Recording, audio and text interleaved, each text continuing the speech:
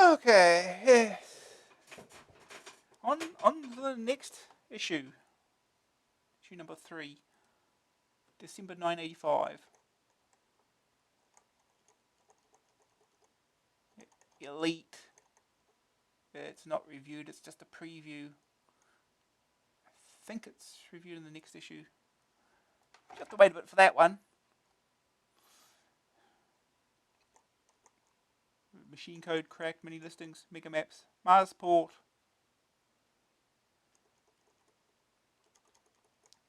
Nightshade.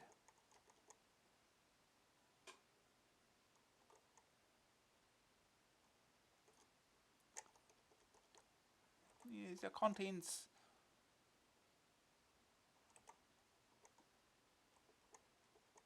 Look forward to everything in here. Yeah, Elite. Last we preview the blockbusting space game. Yeah, we don't get a review of it yet.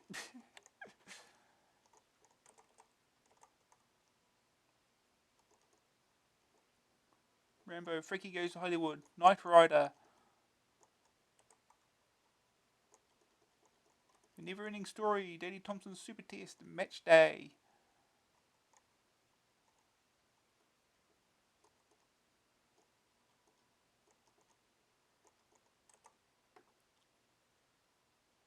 Dear readers, welcome once again to another action-packed issue of Amstrad Action, an issue in which many of the changes we mentioned last month have been implemented. We think they'll make a more enjoyable and more informative magazine. But let us know what you think. Any disagreement, however violent, will be heeded and possibly even printed in next month's reaction. The major innovation, of course, is the inclusion of type-in programs. We've tried to ensure that these are easy to key in and won't produce those dispiriting syntax error messages that make you want to scream. Yeah, we get type-ins in this issue. Well, they want cartoonists as well. Amstrad Action is looking for regular cartoonists to inject much needed wit and style into our pages. We want you to submit cartoons related to computing and Amstrad computing in particular. Cartoons that will have us rocking with laughter. Cartoons that bite with savage wit. Cartoons that make us cry with their poignancy. You get the picture.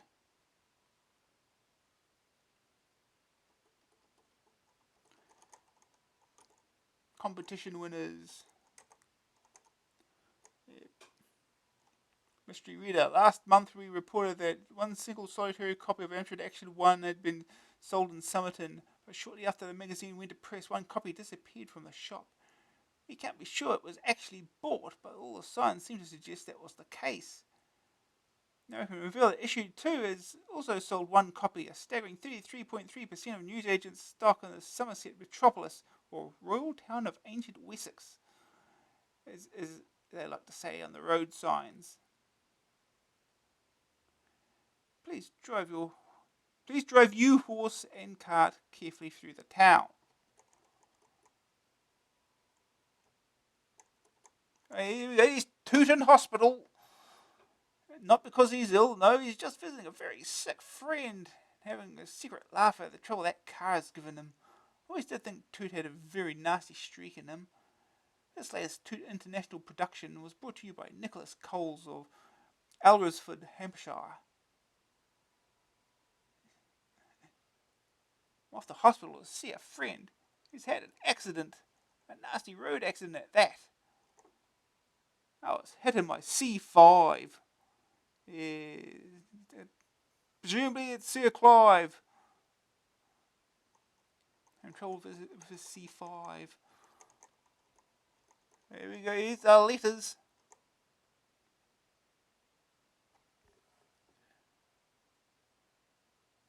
Disgruntled Glasgow. Amstrad Action, the one they never had in the shops. The one that's not likely to be in this newsagents, and the one that's not likely to make it in the world of computing literature without the goodwill of those you have chosen to decry.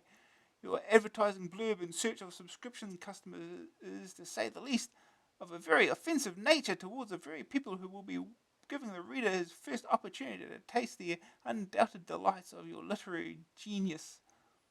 After all is said and done, will the public say you're the one? I say not. If you're unable to grasp the basic fundamentals of the strategies of successful magazine marketing, then you'll have grasped and nettle in the first crucial moment of your being. Notwithstanding, may your magazine go from strength to strength with every issue, for I at least know the interdependence that each of us has for the other in the search of profitability. Alan Drummy, disgruntled newsagent, East Kilbride, Glasgow. Mr. Drummy, you have every right to be disgruntled. After that insensitive phrase from an AA hack in issue 1 about boneheaded newsagents, we can only offer humble apologies to you personally and to Britain's newsagents as a whole. Amstrad Action not stocked here. I'm sure they have signs like that. Arnold's the boss. Ever had that sinking feeling?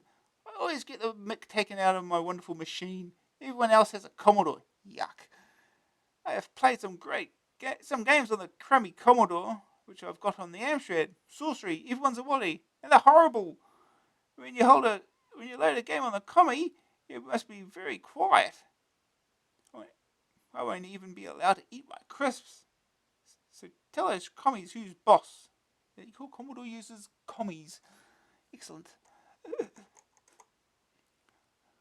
We always said here at AA that Arnold is a computer you can be proud of. Stand up to your friends and don't take any nonsense. But we don't go in for abuse of other computers or their owners. We think that's beneath an Arnoldian's dignity to trade insults. Yeah, I know you're doing okay, so why worry about the others?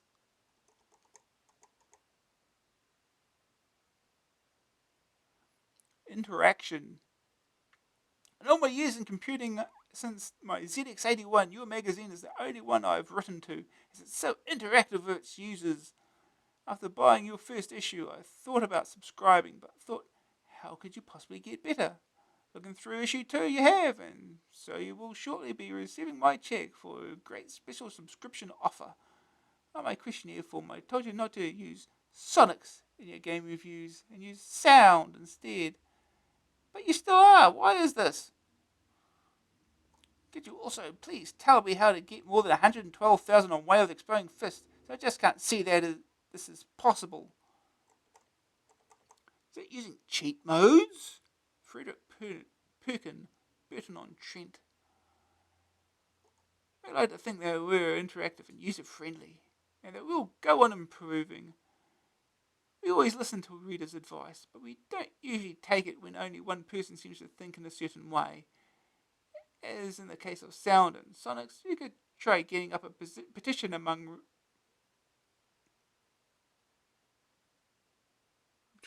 readers. What? As for first, take a look at the high score pages. You may find an interesting challenge. Yeah, I think 112 is probably quite possible. The game goes on forever.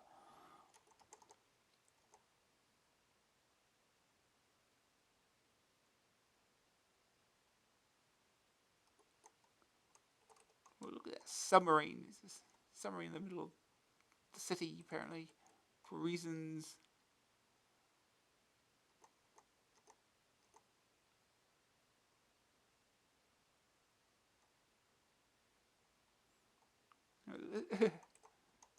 Well, he's given us some of his bad news comments for games. Master Chess can't play chess. Example, played at level 9 with no forced moves. Arnold playing black. White opens. E2 to E4. E7 to E5. F1 to C4. G8 to F6. And so on and so on. Checkmate, try it yourself. Software star overdoes the random function. Any resemblance to serious business is purely a figment of the author's imagination, the kind of program that gives bosses a bad name. Hold fast, likely to turn would-be pacifists into enraged killers. If you have 77% or more support after negotiating, you win. Any less, you lose. And £10 in 10 minutes, working that out is a bit steep. Hunter-killer, quite amusing at first, but soon palls when you realise that it's so easy to catch enemy vessels from the rear. Timing your dives so as to reach 30 feet just as the depth charges explode and servicing immediately 50 kills in a couple of hours is not unrealistic, but so boring. Strange things happen to the battery strength indicator when it goes over the top, and once when I left the sub running east at full speed, it went off the chart. Presumably heading overland towards Berlin to finish the war on its own.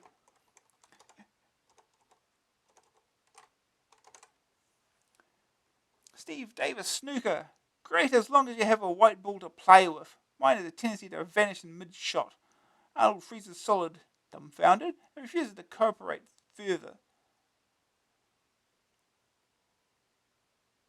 Fortunately for the software industry, such games are quite rare, I hope. It makes my collection more than make up for the odd lemon. My favourite at present is Night Law. Even though I have completed it a few times, I'm still drawing back for more. I really must get a hold of A and 8 one day. Hint, hint. You're pretty good at Night Law then.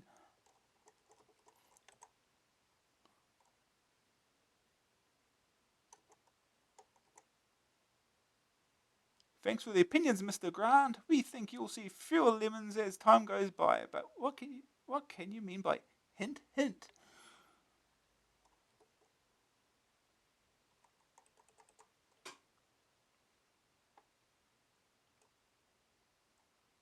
No, Toot's pissed.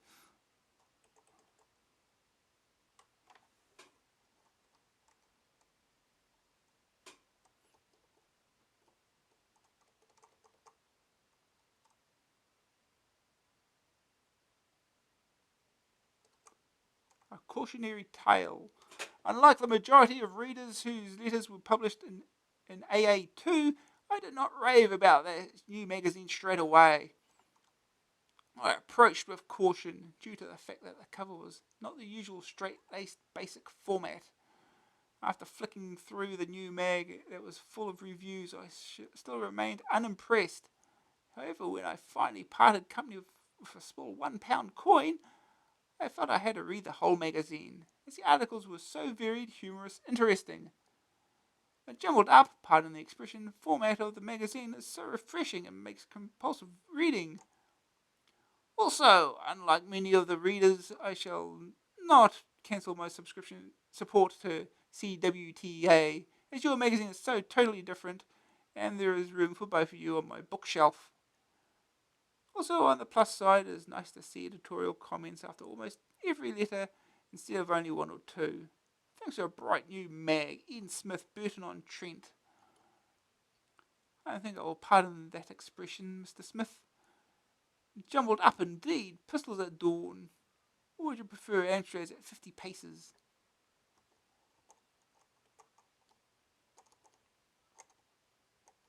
There's more letters. Hoot for toot. I first noticed Amstrad Action in a jumble sale at my local tip. After tearing it off the front cover and admiring the picture of Bob Wade on page 3, I thought what a great mag Amstrad Action was going to be. After reading through it 102 times, I decided to put pen to paper and send you a note, C minor. At last, a non-boffin Amstrad mag. However, speaking on behalf of all the other Action readers, both of them, I would like to see a regular cartoon strip featuring that moronic golf ball on stilts thing toot. Andrew Bowden, Loughborough. Lots of things are planned for Toot, Andrew. Not all of them pleasant, but a cartoon strip is a possibility. Golf ball on stilts. The irresistible Toot. Ooh.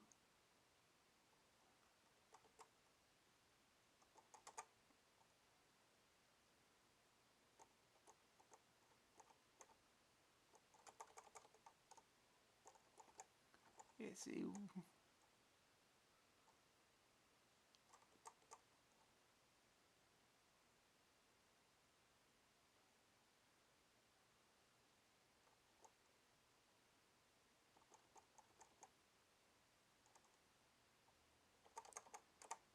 Problems. Oh dear, oh dear. Now, here's a right dilemma. Had a Vic 20 for 3 years. Sold it cheap. to upgrade to CPC 464 at great expense. I've had that for 1 year. I start to get interested in expanding my lovely machine. Actually have learned more about programming in this 1 year than 3 with the VIC by adding a disk drive and a printer when into the starting gate comes Big Brother 664. Just as I alter my calculations, Sugar turns nasty and invents 2 more machines and kills off Big Brother. Problem, do I continue my plan and convince the wife to cough up £500 for disk drive and printer for Arnold, or fork out £456 for Joyce? Nice change that, buying a bird instead of a fella. Or do I buy the 6128 and the printer? The Joyce being the PCW word processor computer. To complicate matters further, I glimpse a scrap of news that a new Amstrad printer is on its way for £159. News not in your mag, by the by. Now, do I program Arthur to work this lot out, or shall I drive the bank manager daft? By the way, congrats on your new mag. The first issue is lively and interesting. Pity about the misprints and spellings. Keep up the good work, and I might subscribe. M.A. Skinner, Burton-on-Trent. I always believe in driving the bank manager daft. I'm just glad I don't have his or your problems. The new Amstrad printer is covered in our add-ons feature. Wait a minute. How many people from Burton-on-Trent are there in this damn magazine? It's a few.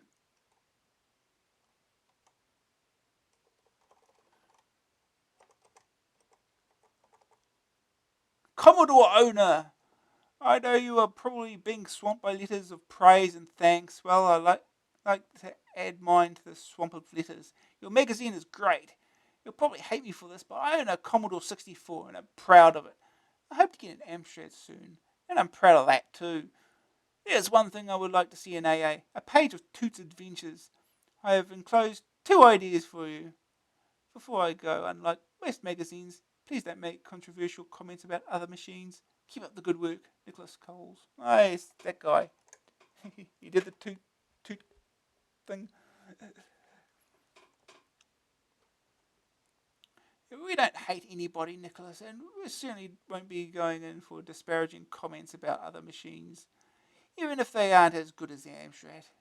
We liked your cartoons so much, we've displayed them for all to see on the Inlines page. To strip. I'm going to have another look at my comic strip. Thanks, Nick. We saw one. I don't know where the other one is.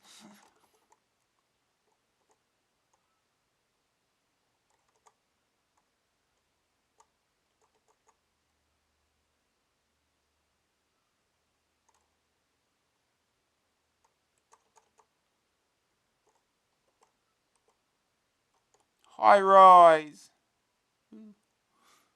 That's a guy. Yeah. Oh, angry. Bubble Bus Software.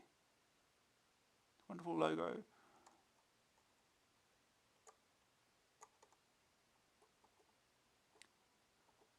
Packed out. Amstrad pulls the crowds.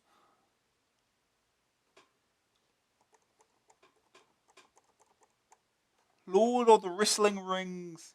Melbourne House are planning a hot Australian Christmas for Amstrad owners with the release of no less than 5 new titles. Topping the list is the long-awaited Lord of the Rings, Game 1, the follow-up to The Hobbit. It's to be sold for £15.50 in a package which also contains a copy of the first part of Tolkien's trilogy, on which the game is based. The companies say there is far greater interaction than in The Hobbit, and that the program's vocabulary exceeds 800 words. We expect it to be the biggest selling adventure this Christmas, says Melbourne's Paula Byrne. The title she expects to be the biggest selling arcade game is the action-packed wrestling game from the programming team who did Exploding Fist. It's going to be better than Fist, said Paula. The animation's amazing. Not going to name it, are you? Another big follow-up title is Mugsy's Revenge. Mugsy was never released on the Amstrad, but it caused quite a stir in its remarkably detailed graphics and unusual, if rather limited, gameplay set in pre-war Chicago mafia country. The other two titles are Gyroscope, a difficult arcade game in which you try to control a spinning wheel over a strange grid-based landscape, and Wham, the jukebox, which teeny boppers everywhere will love because it includes 6 Wham songs and allows you to create your own tunes to boot. Yeah, don't name the wrestling game that anyone will be interested in.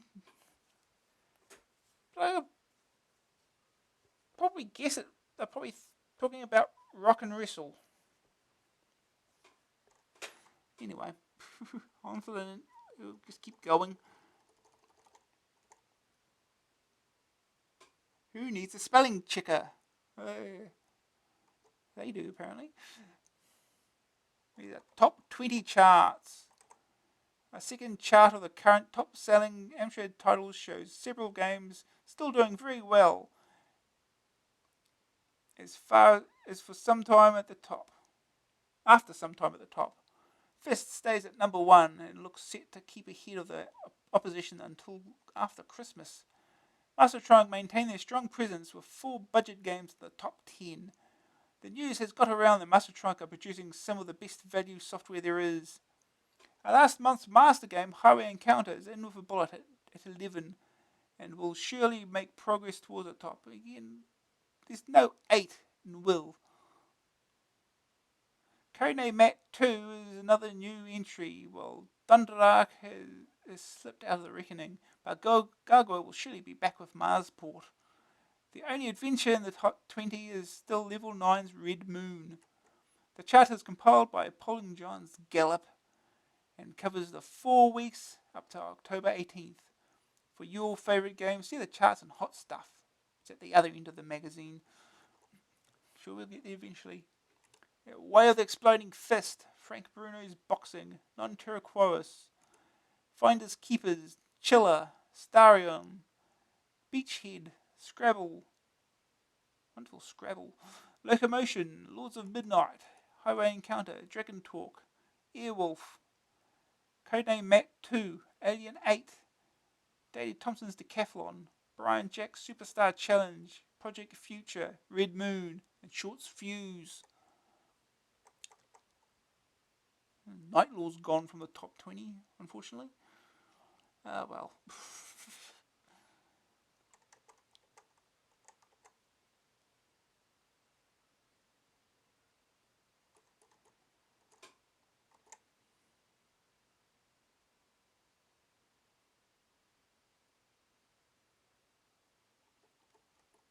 An article about Alan Sugar making money.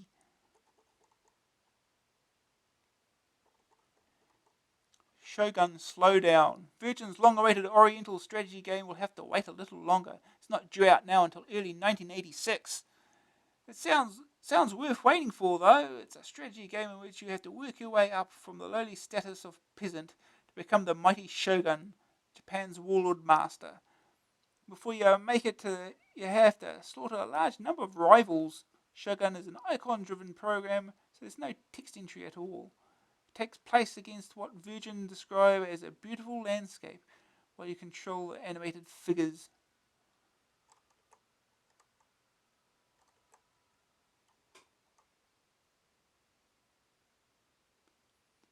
Gremlins. Gremlins seem to have ironed out the bugs that were holding up the release of Metabolist and Monty on the Run. Both programs should be available in early November. Wanted Monty Mole has, however, been held back until early December. It was held back even further because it was not released. Also due for release in December is Profanation, a platform game written in Spain, in which you play an intrepid explorer trapped in the temple of Abu Simbel. Gremlins Ian Stewart promises it will be very difficult and very different.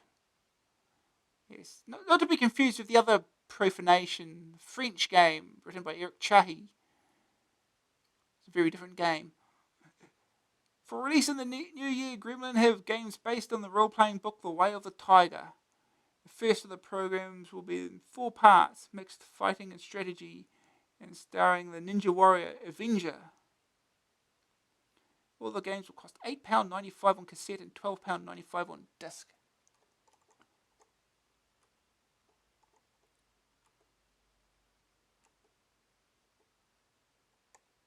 Woes of Yesod. Odin Computer Graphics have had to delay the release of their already advertised Nodes of Yesod because of the departure of the programmer working on the Amstrad conversion. It now seems touch and go whether the game will be out before Christmas. Well, it gets out eventually at least. Unlike Wanted Multi-Mole. Oh no, it's Cauldron! I guess it could be worse, it could be Cauldron 2. Explore an entire world in Cauldron. A spectacular arcade adventure featuring shoot 'em up and platform jumping.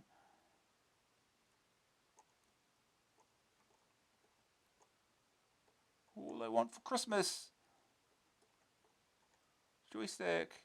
JY2 joystick. Yes, I've used one of these things. They're not great. They do have the second joystick port on the base of it. You can kind of almost see in that picture. RAM expansions. Light pen.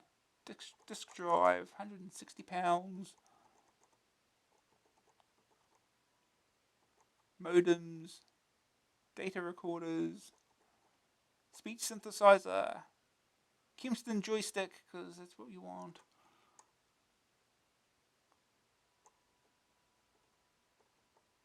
TV modulator. Printer. Three-way command control. More light pens. Pickpocket, the only fully professional word processor on the Amstrad. Pocket Word Star. So professional, Amstrad Action helped us to write this advertisement with the appreciation of the latest word processor product from the Word Star range, the most popular word processing packages in the world. Read some of the other things they said. Pocket Word Star is for people who regularly have to sit long hours at a keyboard. The designers have taken great care to make things as easy as possible. The manual is superb, clearly written and well cross-referenced. Any reformatting required can take place instantly. This one fact alone is enough to ensure that Amstrad Action's writing team is now transferring to WordStar. Oh yeah, they just need a spell check. £119. That's all. Specifications: operating system CPM 2.0 or higher. CPU memory 56K of RAM is required. Well, that shouldn't be a problem. Pocket WordStar can operate with one disk drive containing at least 120K. Here we go. Here's a word processor reviews. Tasword, ProText. What did WordStar, I guess? Oh no, Brunword. Yeah, got more word processor advertisements. For the ZX Spectrum, apparently. Oh, Amstrad as well. And the Sinclair QL even. And MSX. And Einstein.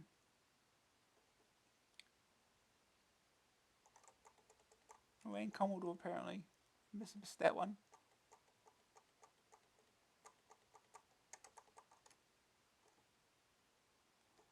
Oh well. Yeah, AMX mouse.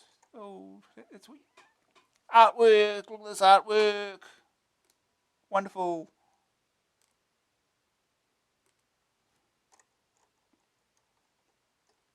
So what you get for doing art with a mouse. Ah. The extreme close up there.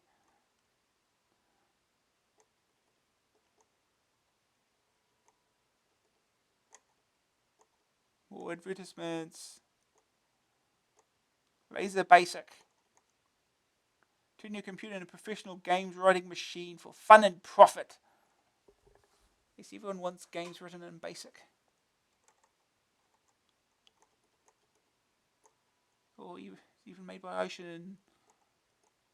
This advertisement again. The best of America. Yeah, look at that, Bruce Lee. Yeah.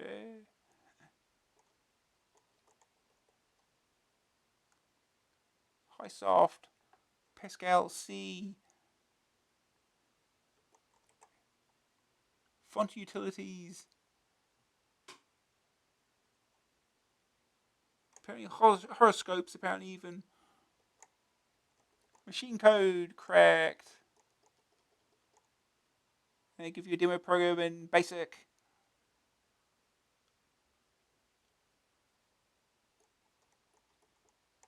Probably a program to enter in machine code, I guess. Maybe.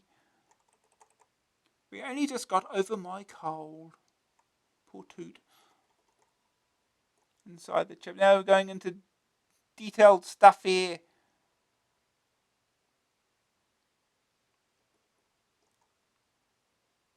If you want to know how the CPU works, this will tell you.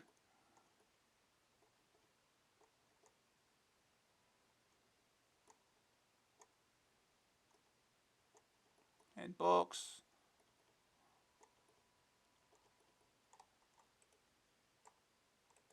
More business accounts.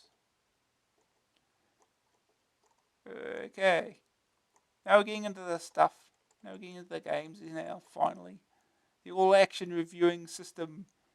If you have your doubts when people tell you the quality of software is getting better, just take a look at what we've got for you this month. Almost half our games are AA raves. That means that each one has an overall rating of at least 80%. Games of this quality, games of any quality, need the most rigorous testing they can get, which is why we've come up with what we think is a pretty good method. The easy way to do reviews is to bung someone a tape, ask them to dash off a couple of hundred words, and print it together with a cassette cover or, if you're lucky, a screen photo. But you deserve more, much more. Our reviewing system has the following advantages. Expert gameplay. No game gets written up until it's had a long and thorough test. Take software editor Bob Wade. Despite his tender years, not to mention sore trigger finger, he's pretty deadly with a joystick and happens to have played virtually every Amstrad game ever released. As they say down these parts, BW reaches the parts other reviewers can't touch. Extra opinions. It's always dangerous to rely on just one reviewer. One reviewer's tastes vary enormously, so all the games we review get looked at by at least 2 people, many of them by 3. Not only does this mean you can read an additional view under the second opinion heading, it also means that our ratings are more reliable, because they've arrived at by a process of debate among those concerned. Incidentally, we are now extending this principle even further by seeking out your opinions and ratings on new games. Read the Headlines page for details of a scheme which will turn our review pages into a living forum of Amstrad owners. Labeled screenshots. It's obviously important to print screenshots, but often they can be hard to make sense of. Labeling the different elements can make all the difference. Even though the art department can go an incredible fuss about this extra work. Oh, they do. Clear summaries. Ever read a review where you ended up pretty unsure about the reviewer's overall opinion? To make your own views absolutely clear, we include a concise summary of them under the good news, bad news headings. Ratings boxes. We rate our games under percentages for extra flexibility and precision. And with so many games to work through, it's a help to be able to see at a glance which are good and which aren't. Our ratings boxes do this. Just look out for those. Just look out for those featuring long bars with dark tips. So there it is, the state-of-the-art reviewing system, specially designed for state-of-the-art Amstrad software. Beware of dated, inferior models. Compatibility. All the games reviewed in this issue, with the exception of Big League Soccer, will run on all the Amstrad home computers, 464, 664, 6128. We've either tested them ourselves or extracted or extracted solemn promises from the software houses concerned that they are compatible. Big League Soccer will run only on the 464. Big League Soccer is the first thing we'll be looking at. Probably not for that long. Ratings, how they work. We've come up with 5 different headings which we reckon cover all that's important about a game. Most important is the final one, which represents our overall assessment of it. Games which score 80% or higher earn the much sought after label of AA Rave, while the highest rated game in any month becomes our master game. We go through agonies before selecting that one. The ratings categories are meant to be fairly self-explanatory. But that wasn't why we didn't print anything about them last issue. We just ran out of space. So here are the missing explanations. Hopefully, you'll agree our categories make a refreshing change from the usual. Graphics is the first category. Basically, this means what the game looks like. Color, definition, animation, imagination. It's safe to say that monochrome, noughts, and crosses will score fairly low. Sonics next. Sweet music, horrible noise, silence, all will be rated on quality and quantity. This rating involves the use of the ears. Grab factor. We think you'll like this one. Does the game really grab you? Are you hooked? Will you miss an episode of The Archers to play it? High grab factor means that the whole office abandons work. Bob Wade whoops with delight, and even the publisher looks mildly pleased. 100% means the game is more addictive than cider. Don't think anything's ever got 100% grab factor. Staying power. You may have got the habit, but how long are you going to keep it? Staying power tells you how often you'll likely return to a game. That depends on such matters as the number of screens and levels, variety of the task, the degree of long-term challenge. An addictive game with only a couple of screens to it will not get a high grab factor, and low staying power. One with a 1,000 screen playing area but lacking in playability will be the other way around. An AA rating, nothing to do with cars. This is the result of a very hard sum involving all the other ratings, plus factors like price, quality of packaging and instructions, reliability, and any other relevant factors we can think of. You won't go far wrong for any game over 80%. Here's our first game, Big League Soccer. It's a budget game, I suppose. Can't complain too much. Football Manager has long been seen as the definitive football strategy game on any micro. Now it seems to have competition from a game that is cheaper and better. It follows a very similar format to Football Manager, with you taking on the manager's role of controlling both the playing and financial side of the club. You begin by choosing a club name from the 88 provided or naming your own team. You can also choose club colours and one of the skill ratings from amateur to world class. You're given a squad of players and some cash and placed in the 4th division with 21 other teams to battle out a 42 game season. Yeah, this is going to be a long game. The main menu provides you with a list of options, including playing a match, entering the transfer market, changing names or levels, saving the game, examining the league table, and the fixtures and results. When you decide to play a match, several stages have to be completed before you are shown the highlights of the game. You have to pick the players from the squad, and the ideal distribution being a goalkeeper, 4 defenders, 3 midfielders, and 3 forwards. These all have skill, form, and energy ratings which determine the effectiveness and monetary value. You can pick the team to try to match the opposition's strengths, and this goes to make up the team's overall skill and form. The game is now played with 3D highlights. Remember that? 3D highlights, as in Football Manager. The attacking team has 2 players against the defensive 3, and each team has a number of attacks at goal, depending on their relative strengths. Defenders can block the ball when attackers shoot, but the forwards may get a second chance. At half-time, the teams change and ends and get back into action. At the end of the game, you're given the current financial position, with the home team taking the gate receipts. I'm sure that's exactly how it works in the real thing. The other results are also printed up video printer style, and the bad news about which players have been injured or suspended is also revealed. Back at the main menu, you can discover the league position and further fixtures, and also trade players. Players can be sold, although they may not fetch their stated value. And you can also buy players from the choice of two you're given. At the end of the season,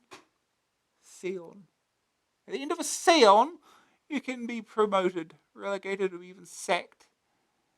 The latter will happen if you finish in the bottom 3 of Division 4, or in debt, and sometimes when you get relegated. Life at the top is tough. Second Opinion. Very nice little game this, although how the mighty Spurs ended up losing to Chesterfield in the 4th Division beats me. And how can Crewe Alexandra bid over £100,000 for Peter Shilton? The only glaring problem in the simulation is the absence of Rochdale from the teams. It's an outrage.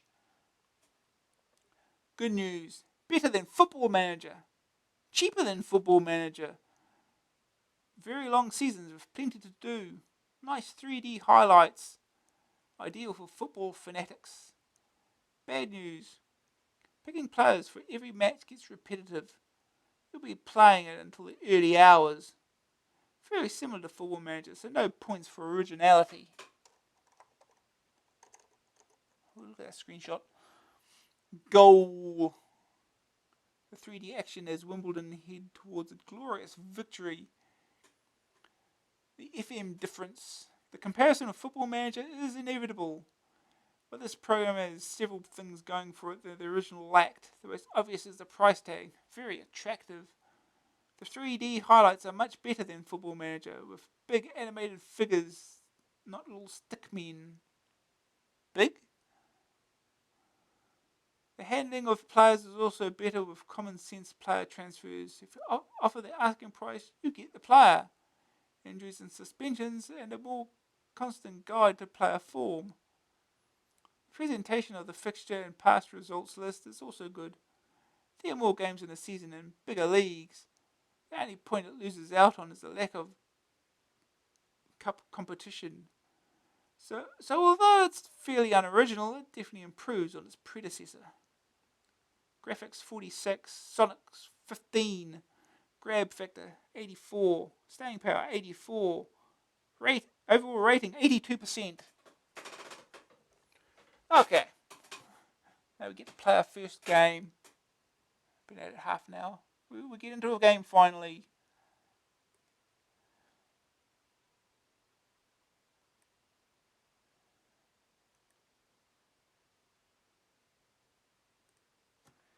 Okay.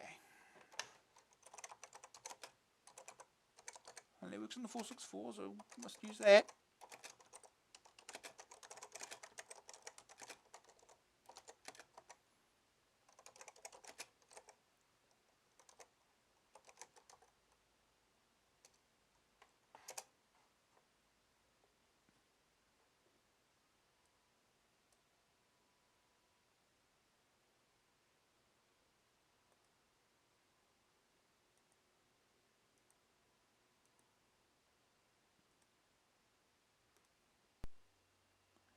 Okay.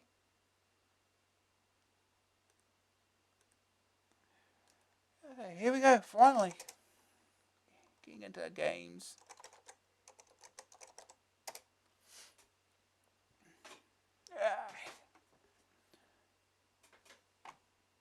Big League Soccer. We wait.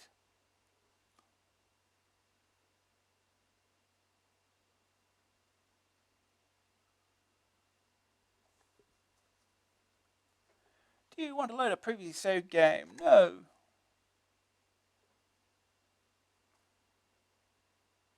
Enter your name. No. Choose your skill level. Amateur, semi-professional, professional, international, world class. We're lowly amateurs. Choose your team colours. What's a good colour? Grey. Ooh, stand out of grey.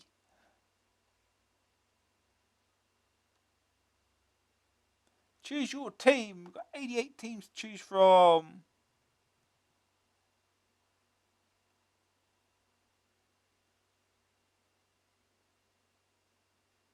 I'm sure we've heard of all these teams.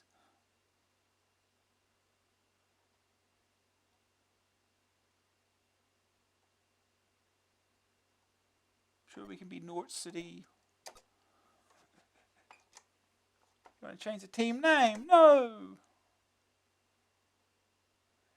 I play next match, transfer fixtures and results, league table, managerial record, change names. We'll just play next, go straight on to the next match.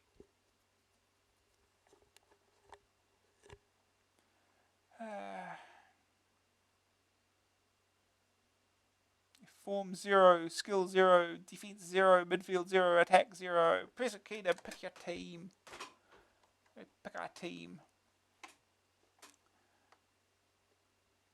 One player suspended. He's worth $200,000. Alright, we've got to have the goalkeeper, so here we go, number 3, because we've only got the one. 4 defenders. They were all. Only got 4 defenders to start with, so it's.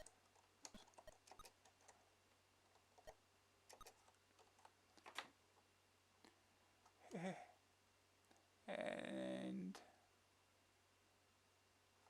we've got one more, haven't we?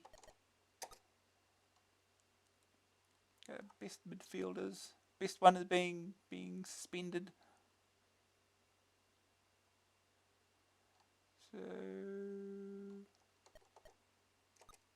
23.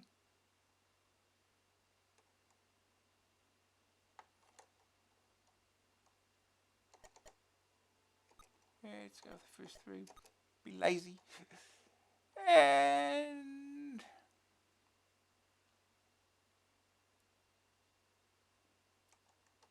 28,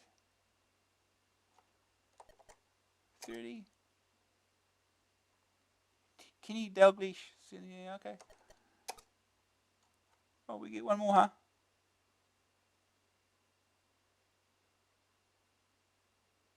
Oh. Okay. Do you want to make any changes? Nope.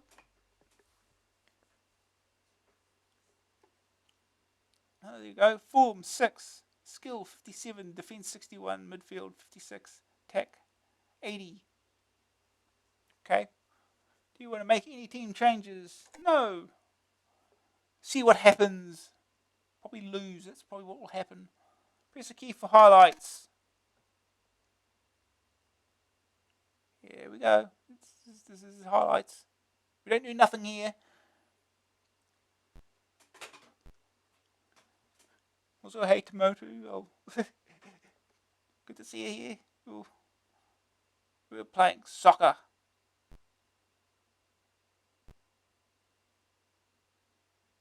This is how soccer's played.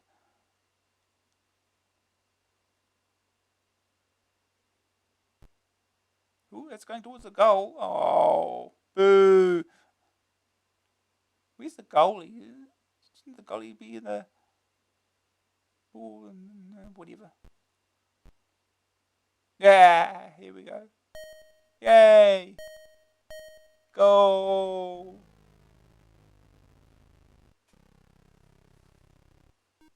Half time.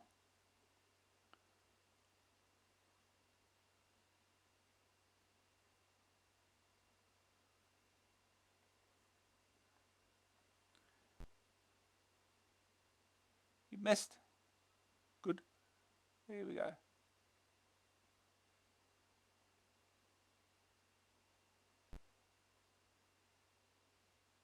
Yay! 2-0.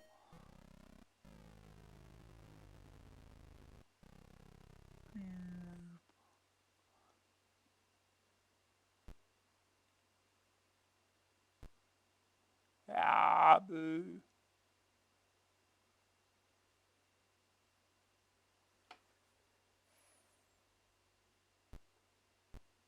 Boo. Full time. 2-0, we win! He made some money. We have £257,320. Here's the other results. Can we speed this up?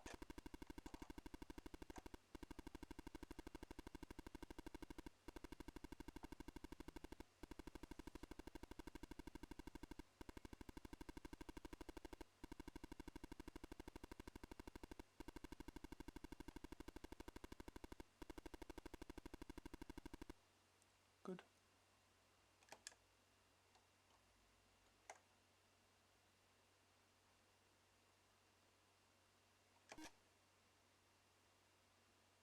Okay. Transfer markets. Buy or sell. Who can we buy? We've got money. P. Shilton. He's not worth much, is he?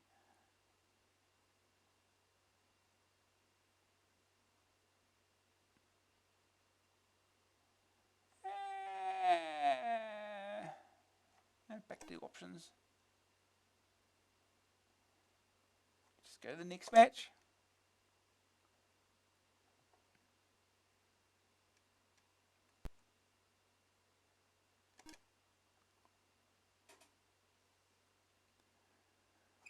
Okay. We have to pick a goalkeeper because we've only got one goalkeeper.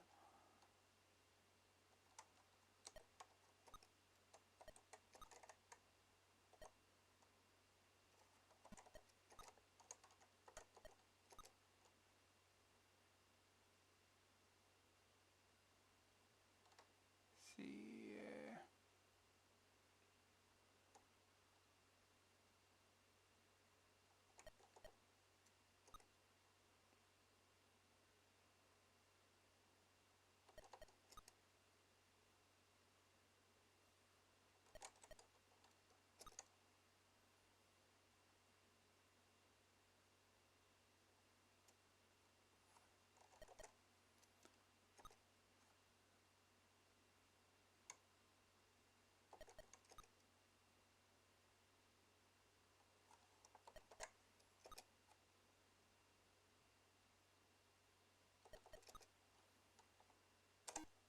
Oops. I don't want to change any.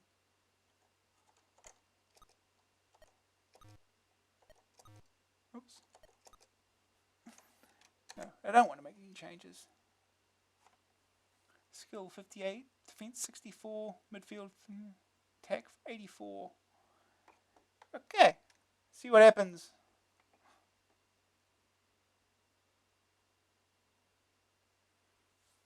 Today's matches, press the key for highlights. Okay, we have the ball. Start. That's not how to shoot. Terrible shot.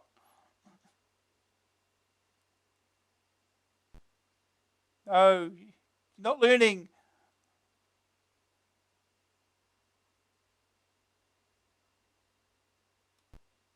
No, stop that ball.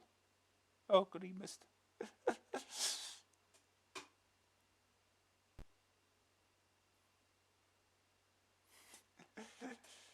Yeah, well, someone's got to play the terrible games, I guess. Even things like this. Half time, 0-0. Just like real soccer.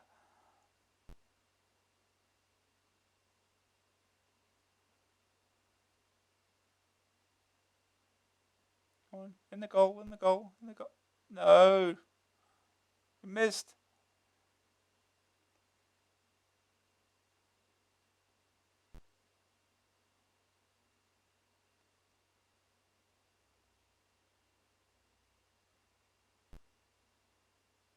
Oh, here we go. Yay! Go!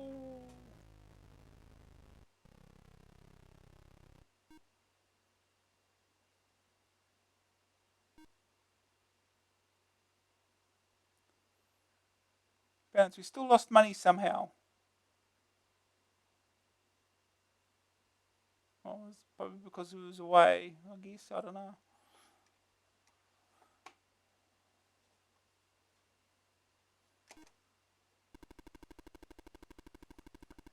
Today's results.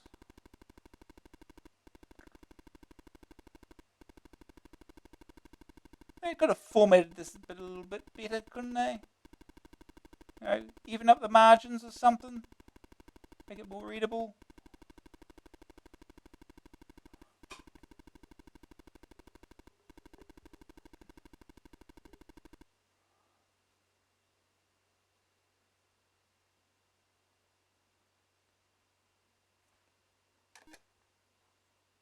Okay, we'll go through one more match. See if there's anyone we can buy.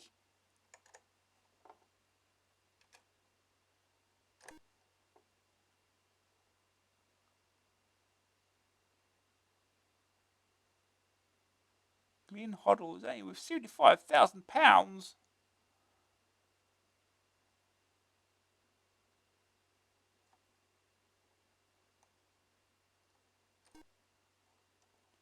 Type in your bid. See if we can get him cheap. Bid has been rejected. Oh, poo. You want to try again? 110,000. Will it go up?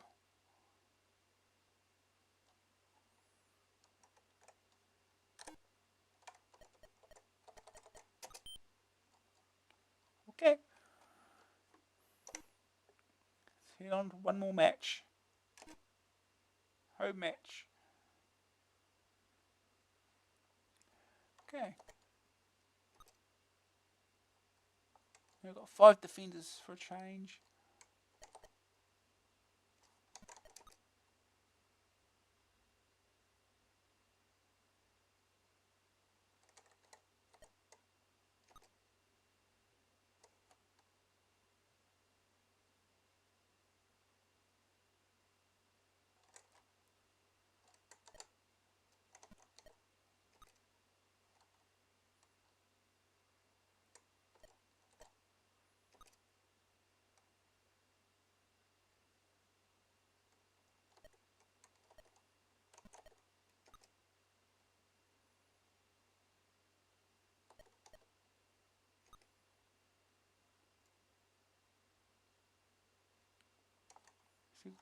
No one's suspended now, at least.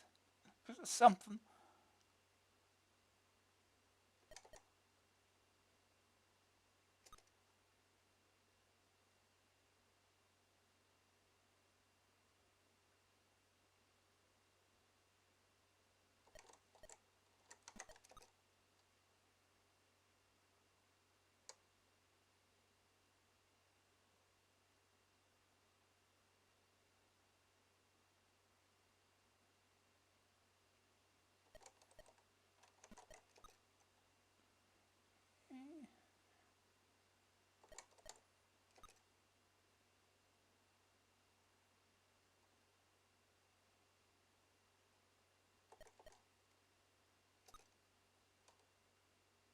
Do you want to make a change?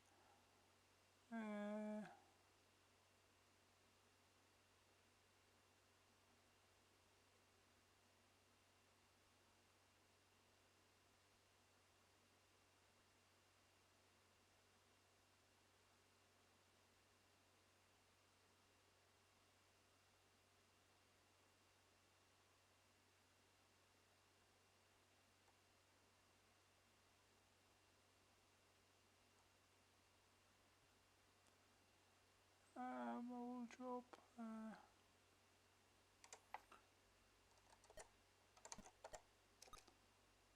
9. Make it.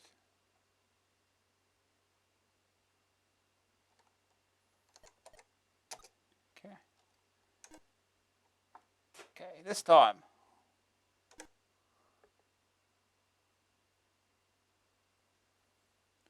Here we go. These are highlights.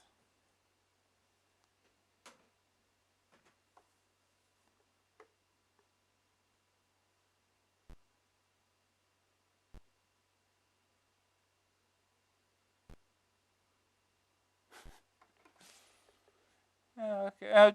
Yeah, I suppose I could always talk a little clearer sometimes.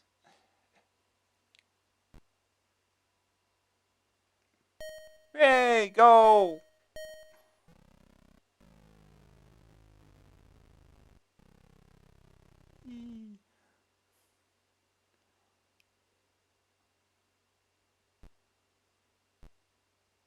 Oh. No, that's not how you shoot. You don't shoot from that far back. Half time.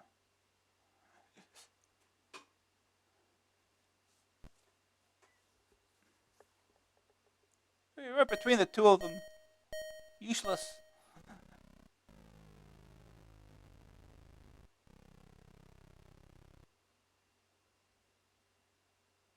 Come on, you aim for the net. No, can't shoot straight.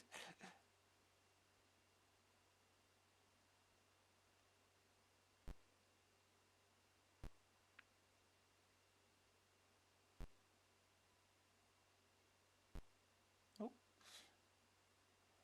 tried twice, blocked twice.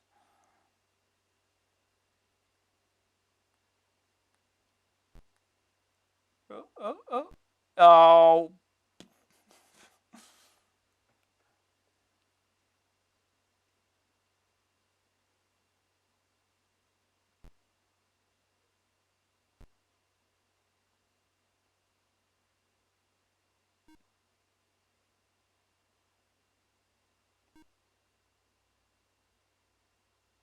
profit. We made money.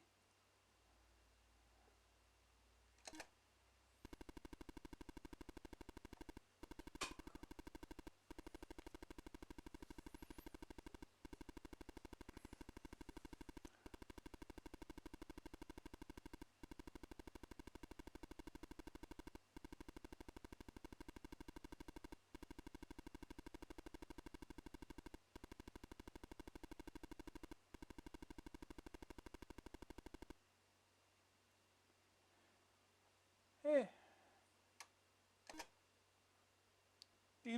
Kay Sansom has been suspended for 4 games. Oh no. What did he do? League table. You're at 4th place.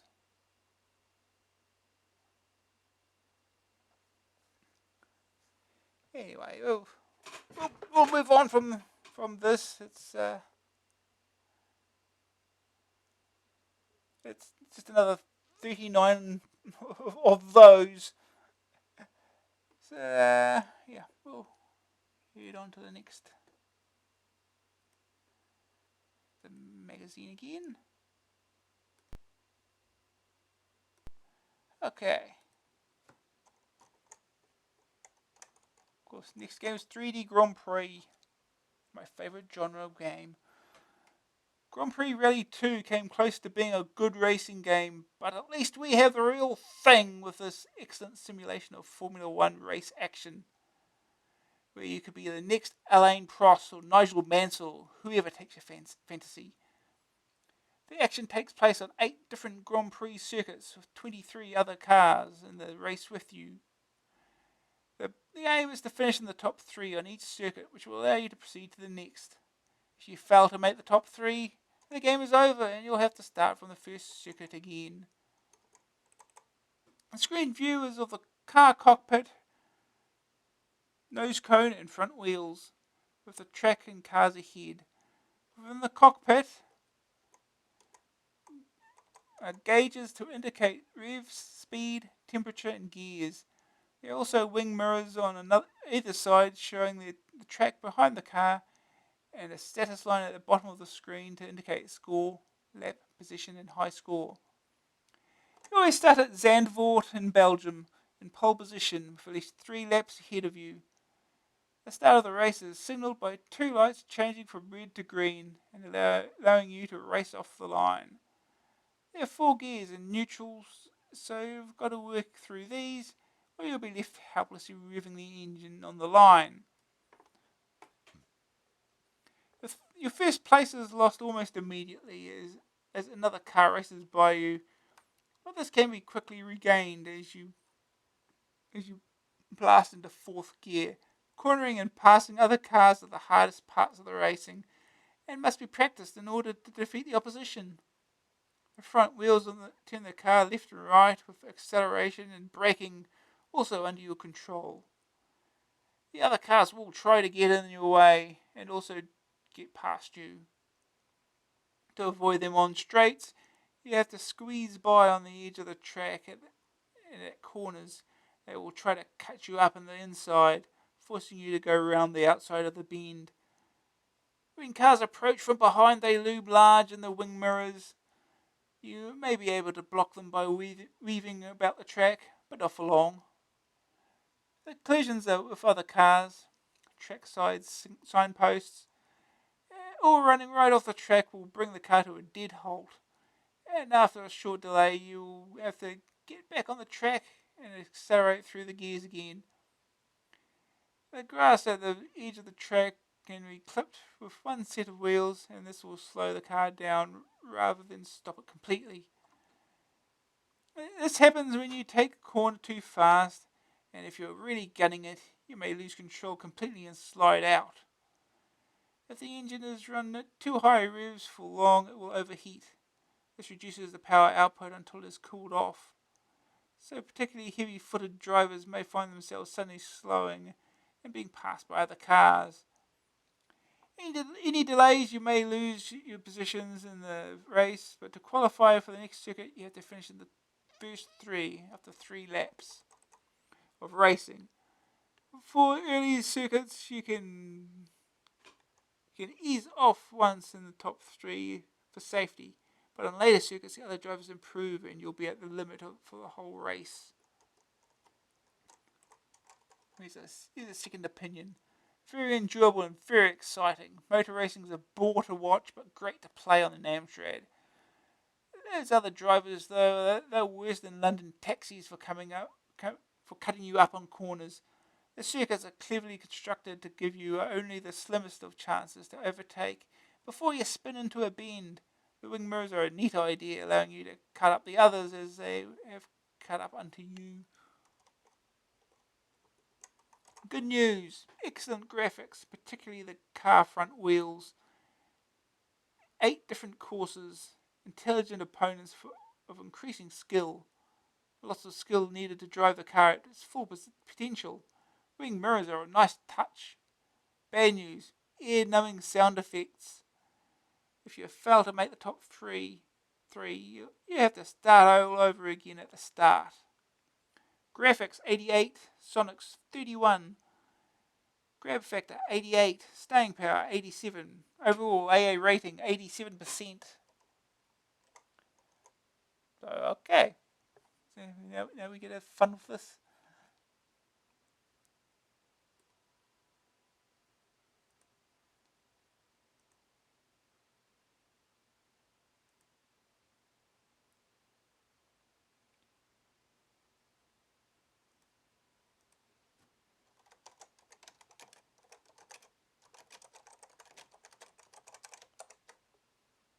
I think this is Amsoft, isn't it?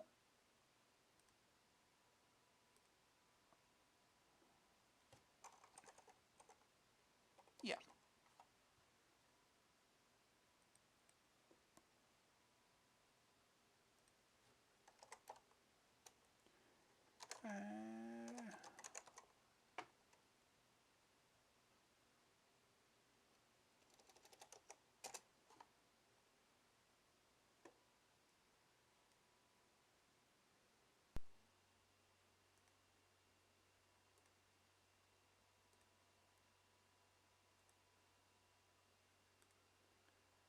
Okay. All right.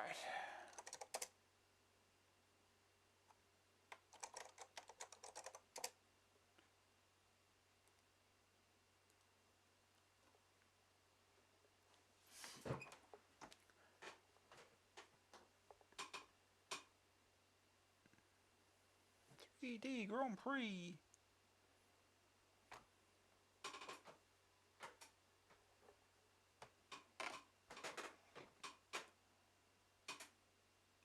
Zandvoort. Here we go. This is 3D. That's just more 3D than Big League Soccer was, I guess. Here we go. Here's the engine sound.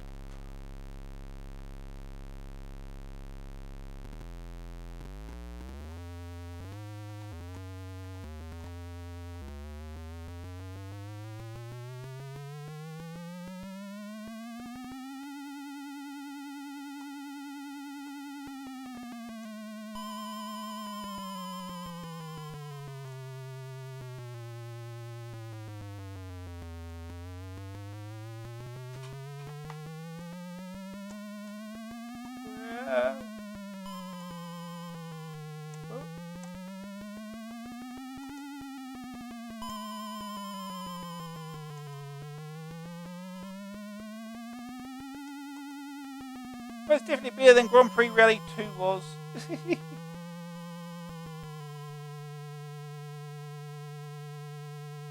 tuning.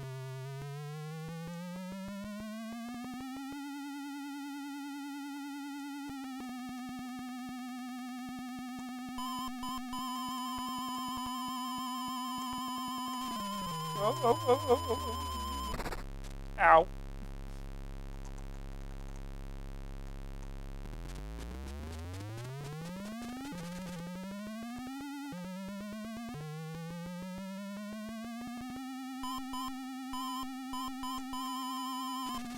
Slow down, brake!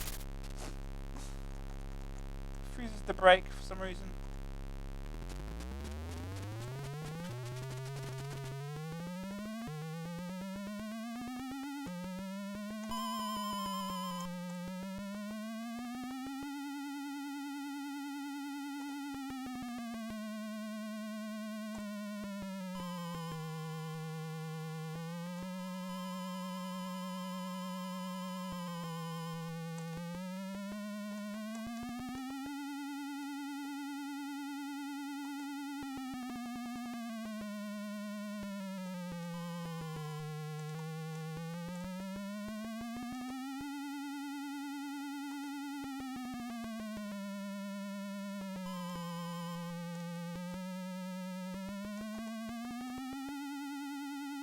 There we go, up in the second.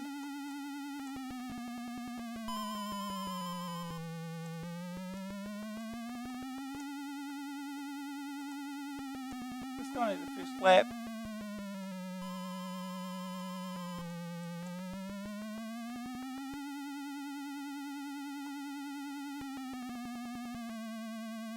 Oh, what was that?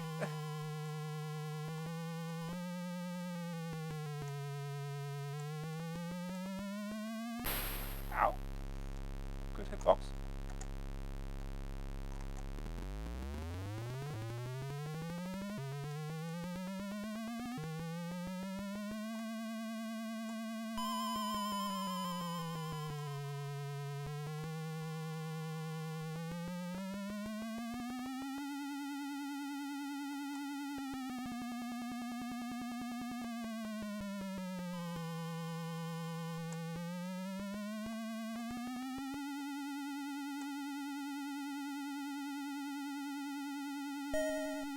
There you go, second lap.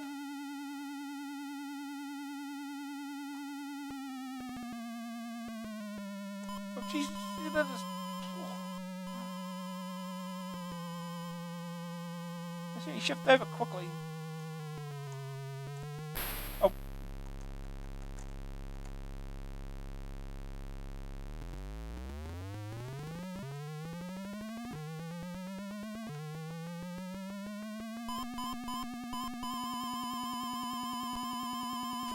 Oh jeez.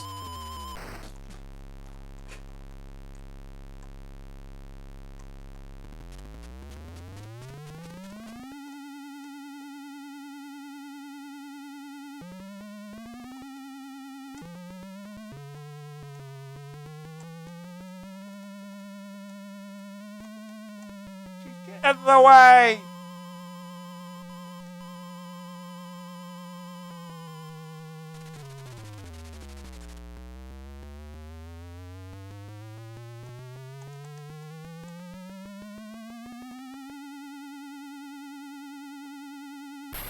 Ow!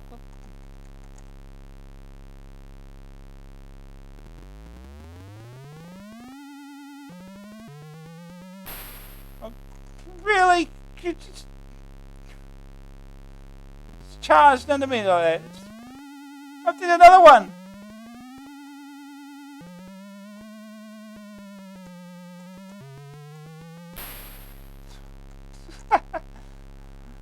Oh, well, this went pear-shaped really quickly.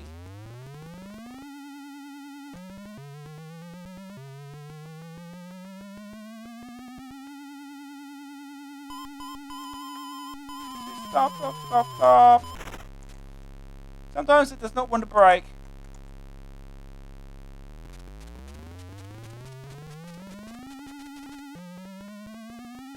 Oh, right now I'm 11th.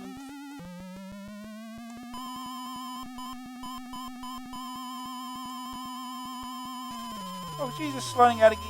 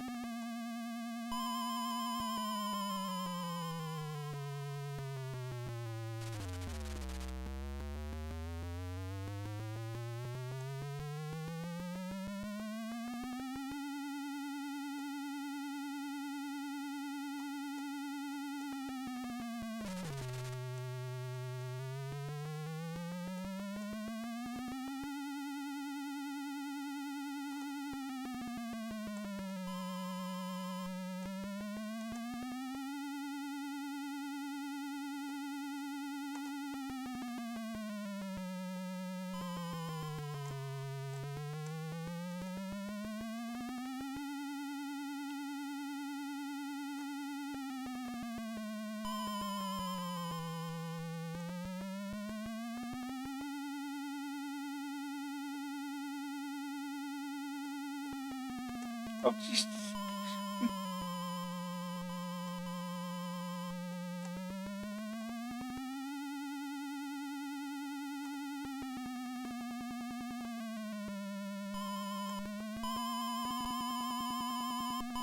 Oh, Jesus.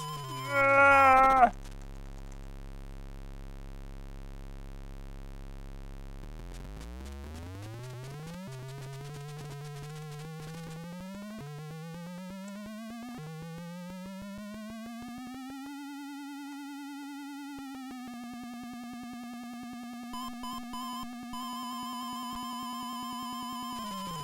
Oh, sliding again.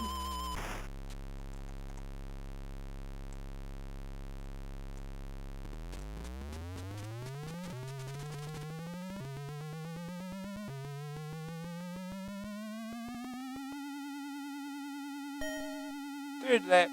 Finally.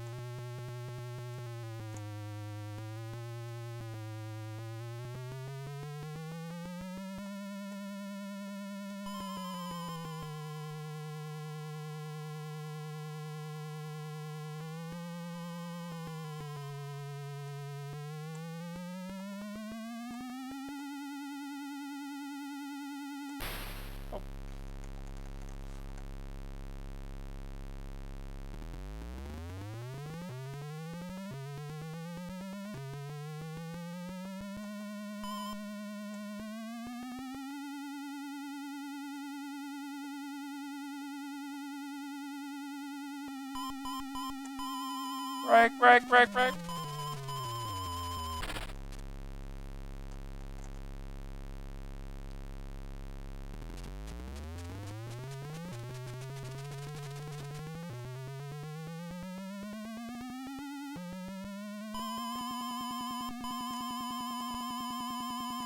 Oh, it's sliding again.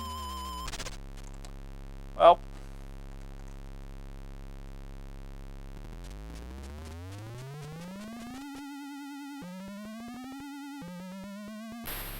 this dude come from? Come on.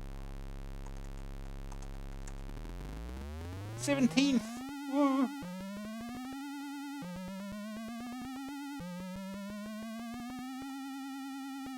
Oh, it's flying again.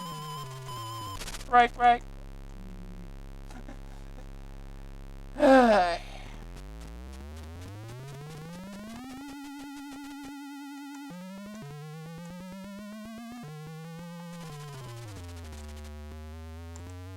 This dude's like he's just trying to match my speed.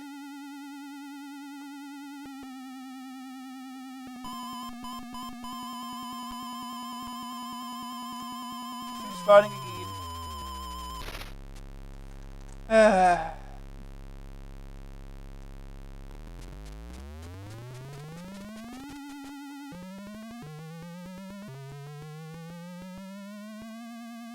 Oh jeez, he just pops something in front of you.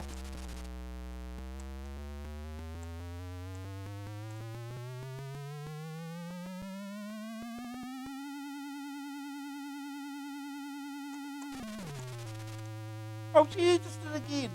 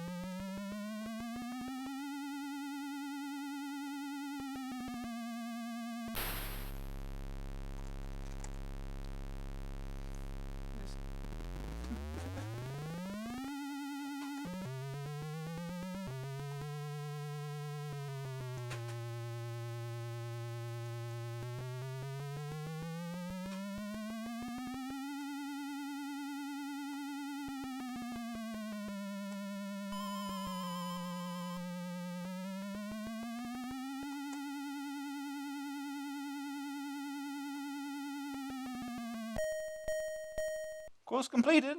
We finished. Game over. Finished 20th.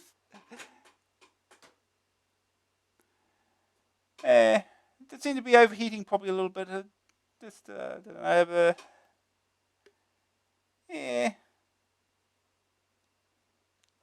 Overheating is probably a bit of a issue on that, but it's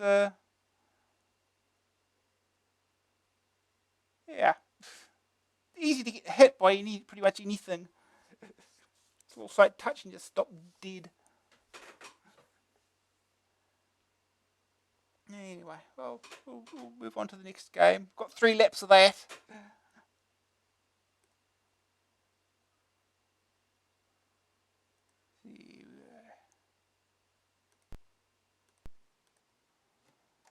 Okay. Mr. Min.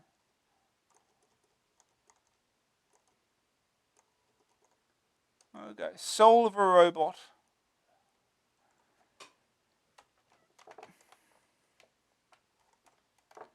Yes, this game is subtitled Non-Turquoise 2 and is in the same mold as that other cheapo cracker with 256 screens full of colour, movement and challenge. The Seeker in the original game apparently failed in its mission, and now a robot with the mind of a man has been sent on the same mission. The trouble is, his soul is in torment, and he wants to commit suicide by destroying the evil computer. A manic-depressive robot, where have I heard that before? The screens are similar to Non-Turquoise, with lots of colourful scenery occupying them. At least one side of the screen is open as an exit, but sometimes all 4 are available. The big difference is in the method of getting about the screens. Instead of flying, the robot walks and jumps. This brings a platform game element into the action.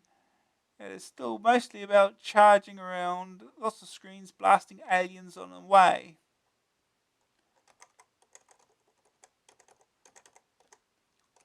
A robot. Ooh. It's got a sad face though. The screens are arranged in a 16 by 16 maze subdivided into 3 sections. Evil computers in section 3, and to get to it you have to crack through the previous 2 sections. In each section, a transporter key has to be found and taken to a labelled transporter room, allowing you to access another section of the maze. Most screens have a variety of platforms in the form of clocks, torches, rocky outcrops, rip signs, and chained up prisoners. These can be jumped on and walked upon, but care must be taken since a fall from great height will result in the loss of a life. Fall damage is exactly what you want in your platformers. The strength of a robot's jump can be adjusted between 5 settings for different lengths and heights of jump. Failing that, the robot has limited flying power, although this uses up psyche power, and if this reaches 0, the game ends. Psyche can be replaced by shooting the aliens that appear on every screen. First you have to find the laser though. If you start off unarmed, the aliens will cause problems since they get in your way and can knock you out of the air if you're in the middle of a leap. Shooting them only gets rid of them temporarily, and even the explosions can be bumped into, stopping your progress. Here's the jump strength meter, the unhappy robot. Pretty scenery and obstacles. Interfering droids. Another danger that faces the robot are little toadstools of deadly fungi which prove instantly fatal if touched and have to be leapt over. Disappearing floors are another hazard, and unless you time your progress across the right, it can lead to a long fatal drop, at the end of which the robot's head drops off at his feet. He's decapitated from fall damage. At first the controls may prove frustrating as you try to combine walking, jumping and flying at the right moments. This can lead to lots of futile bouncing around and death falls as you try to get the hang of things. Yeah, that sounds about right. After some practice though, you should be able to get about quite fast.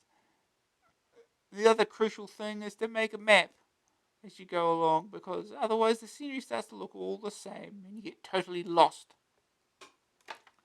Good news, 256 colourful rooms, interesting set of eventually rewarding controls, good shooting action, platform skills, mapping and arcade adventuring combined, every bit as testing as its predecessor, that lovely Mastertronic price. Bad news, controls are immensely frustrating at first, not too much puzzling involved. Graphics 85, Sonics 33, grab factor 85, staying power 82. Overall rating is 84%.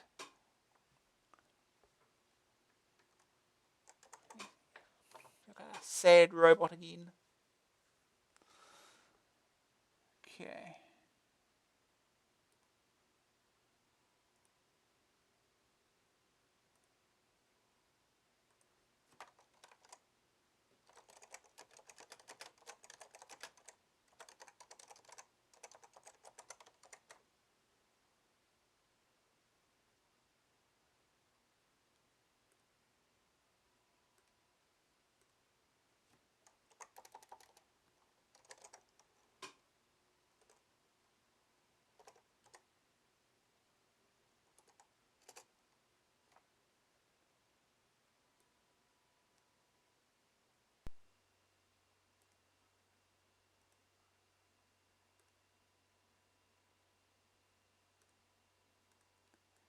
Okay.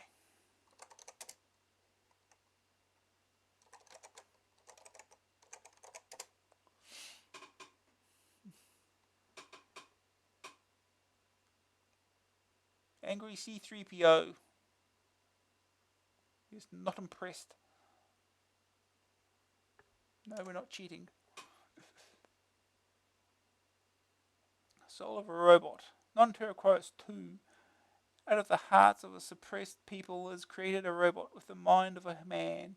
The soul of this robot can only find peace by exploding its built-in bomb next to the ruling computer. Sounds like the plot to Ninja Warriors. Oh, this is a bit earlier than that.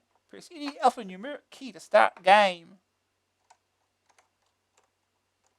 Oh yes, a little robot. You can't shoot yet.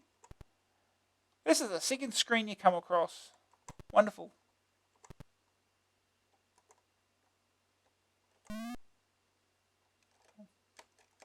do I change? Remember to change this now. It's the key to change the leap. I forget what it is.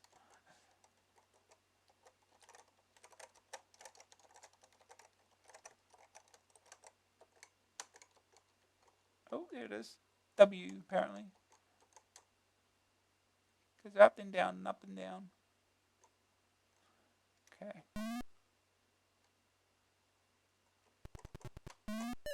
Ow. No. Oh.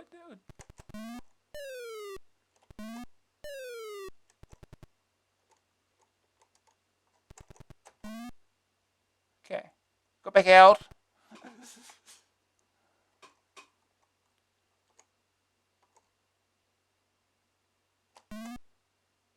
Okay.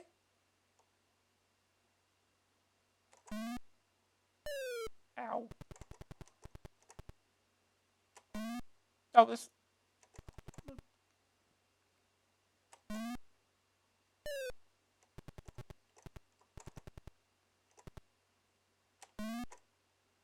Let's not jump high here. Let's not jump high here for some reason.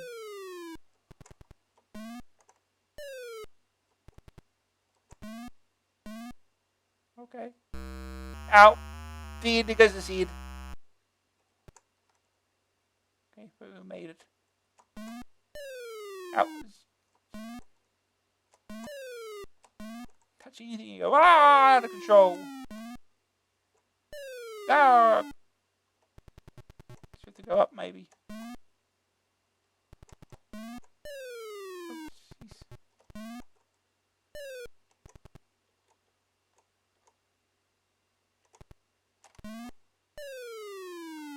Nope.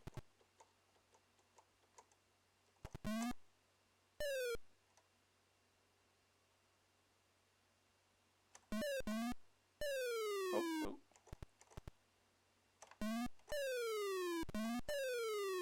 Ow! This is fun.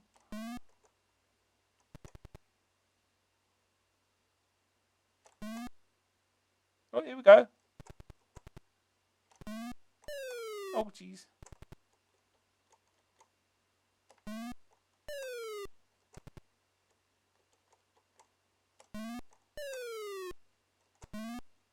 Oh. Oh, you can jump through there. Well, apparently not here, you can't. Okay.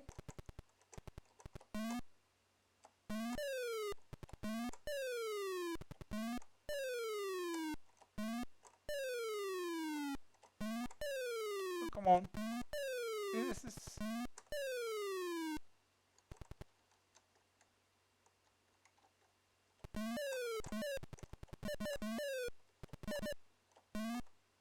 Okay. Go up here. Ow.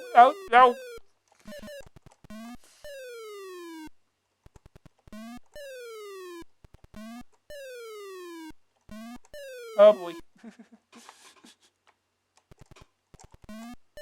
Ah.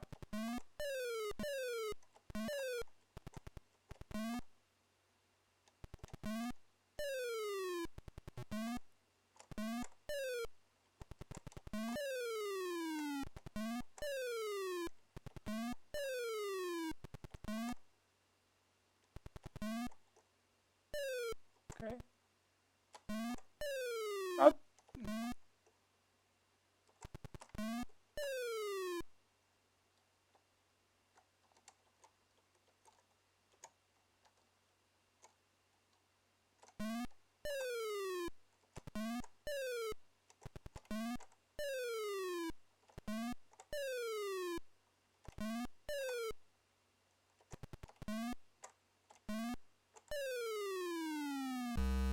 And did.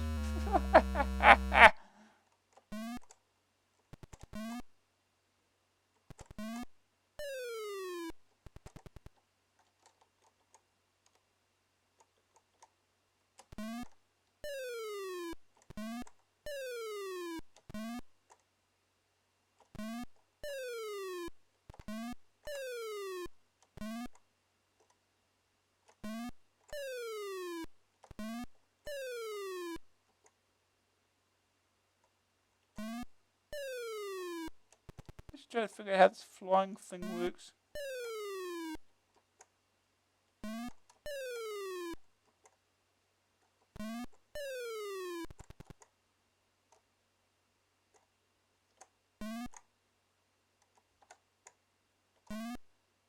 I've no idea how flying works.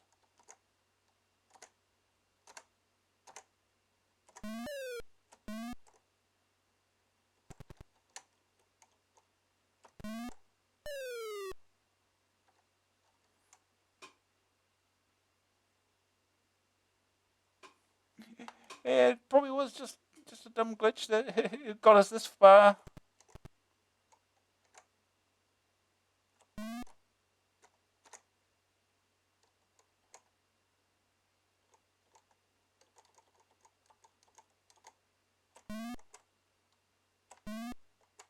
There we go.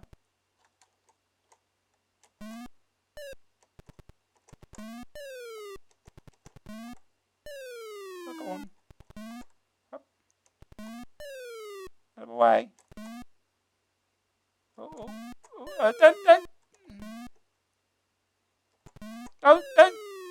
He just automatically jumps off when you hit the edge. That's exactly what I wanted him to do. Out of the way. Out of the way.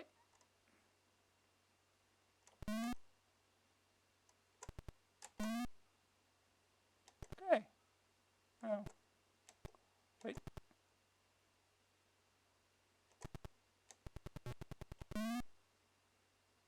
Oh, no. And we're gonna die and fall to our death.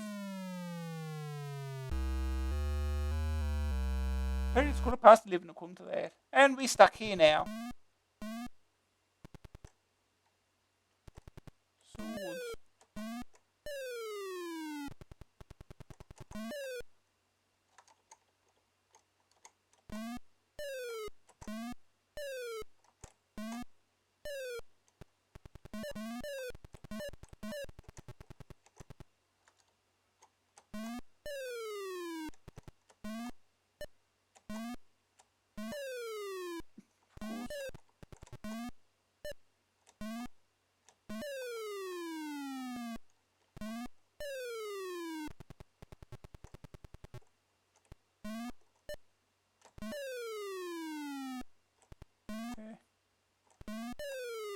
Oh.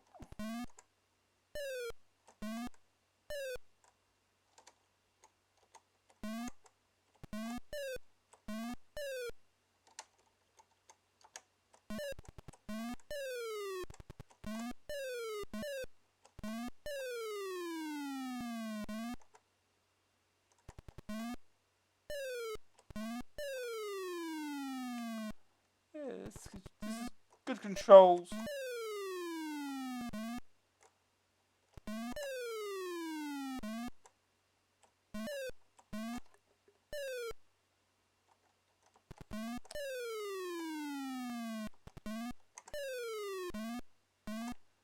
Oh.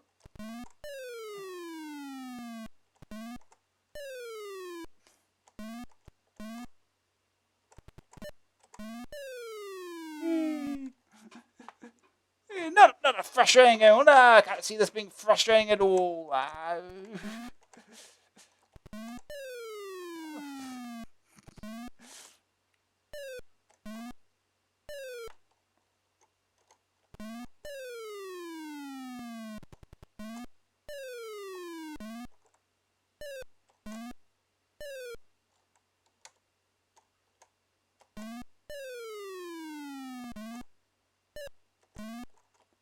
Stand and walk off.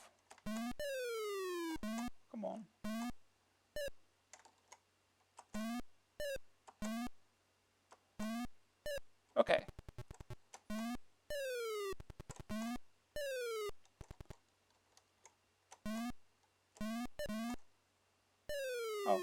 really go back up there, can we?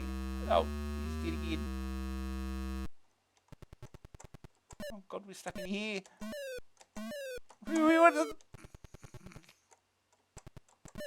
How does flying work?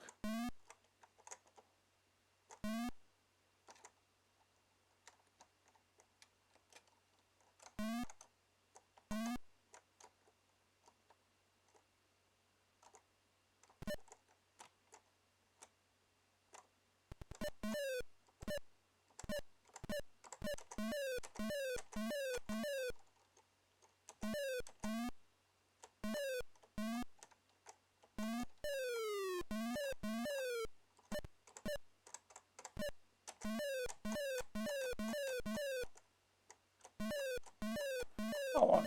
Yeah, this is the place you don't want to be. Yes, okay, can we quit?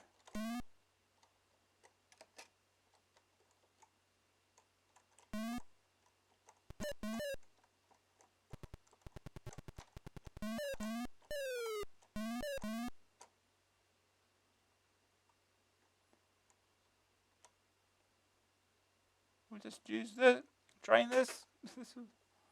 3% still. Come on.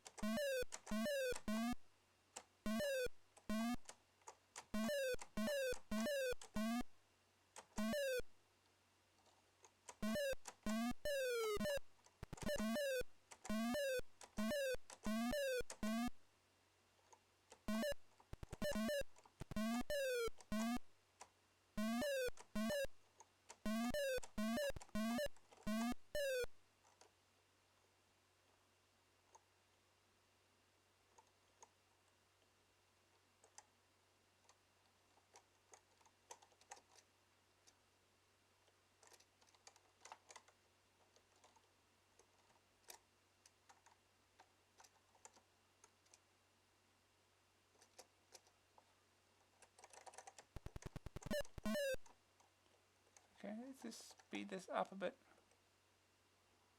Yeah, that's quicker.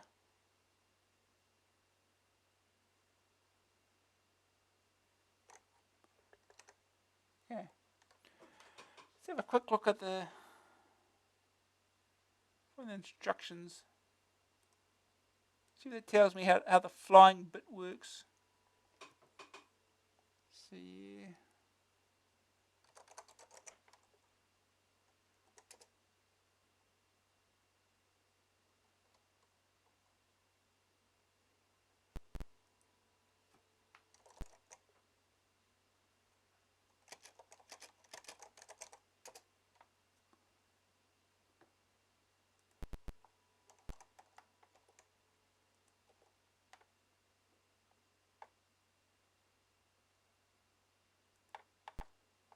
Okay.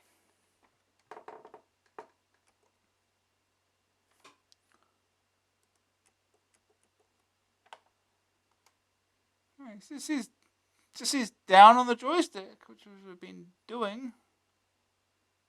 Copy is pick up item. Using the fire button as well, will it?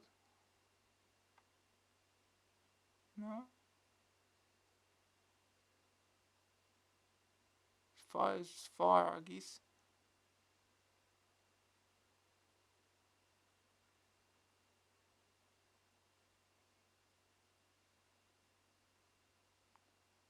This is down. It's supposed to toggle it, but it's hints. Frying decreases your psyche. Okay.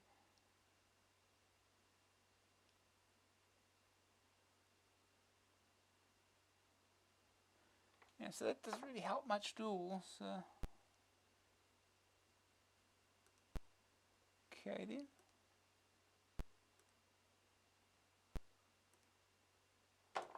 Let's try again.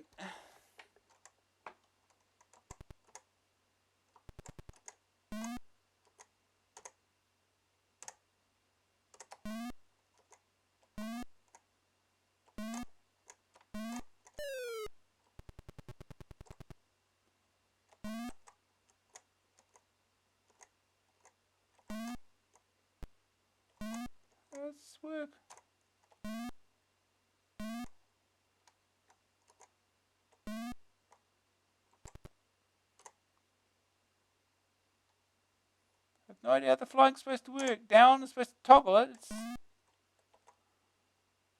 doesn't really, just auto stops it for reasons. Oh.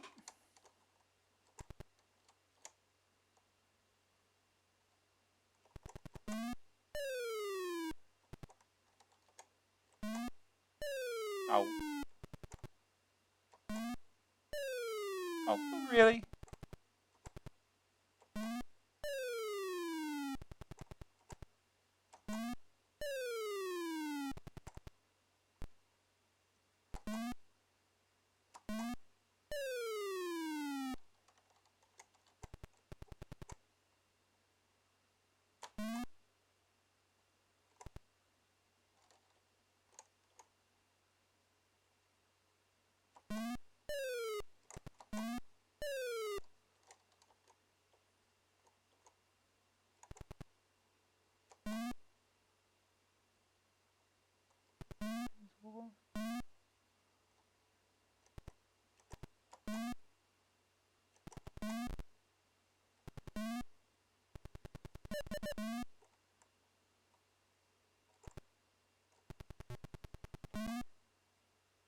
Oh no, we're falling again.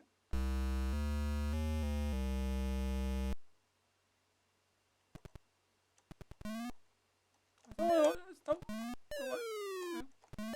Out of my way.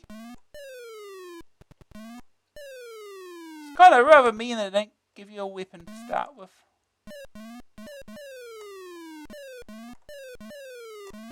Come on.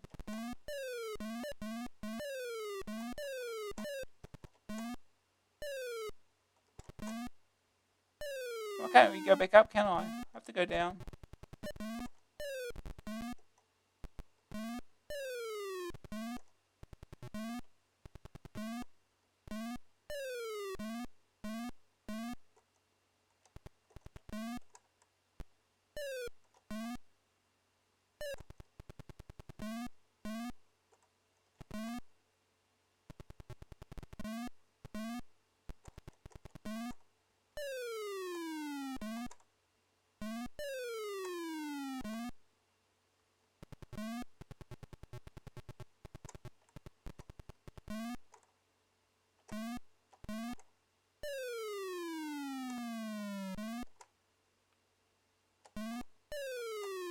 Okay, that worked. I guess I can't go through the... Oh.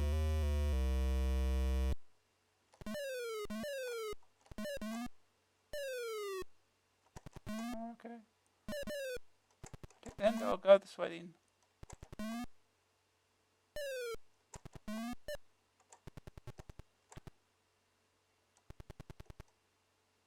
Rip. There you go, there's your big rip.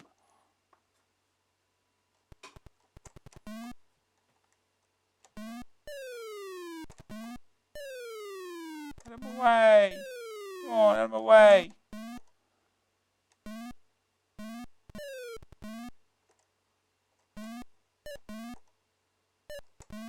Oh, go on.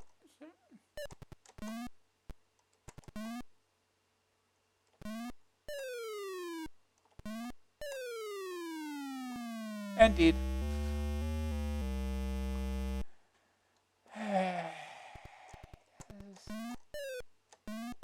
Fun times.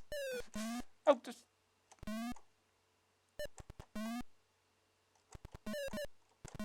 I don't...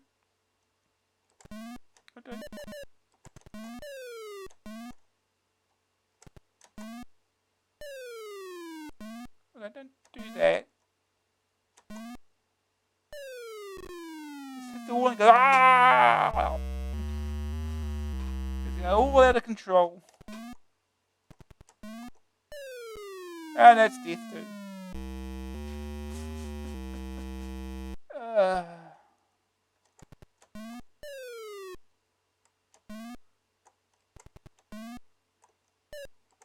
I did look off.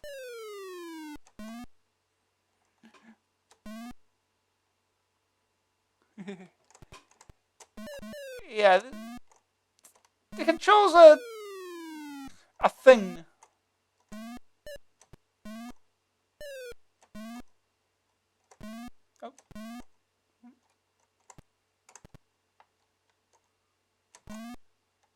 And into the wall we go. Ooh, ooh, ooh, ooh.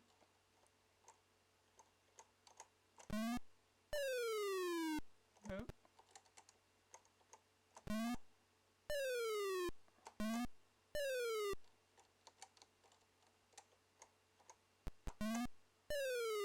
Don't do that. No. That's too high. That's too low. And deep. Yeah. Ran out of lives. I prefer Terra Cognita. That game's way more easier. It's like actually finishable.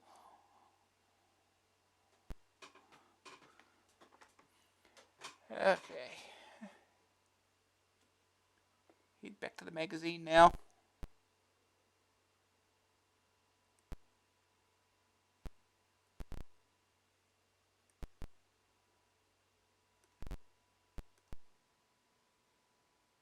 Okay. Very sad robot can stay sad. Oh boy, next game is Willow Pattern. Well, at least you've tried to play this one before. It's got to remember everything.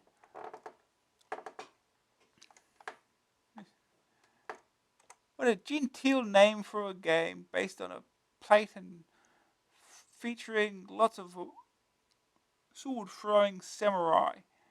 The plate in question is a famous design of a touching tale of Oriental romance which you are going to reenact. The samurai are Firebird's own contribution to make the handsome young lover's task in eloping with his beloved princess that much harder. The story on the plate is that the two lovers have been forbidden to meet by the princess's father, the king. They arrange a secret meeting place under a tree and try to escape across a bridge to a waiting boat. The girl's father chases after them, but the gods, in a happy mood, turn them into birds and they fly away. Sounds like fun. The main part of the game centers on the boy's attempt to reach the princess through a maze guarded by samurai warriors. Having found her, he has to get to the boat with her, while her incensed father pursues you in search of vengeance. The warriors are positioned strategically across sections of the maze, making passage impossible. So you have to kill them by using swords that you can hurl at them.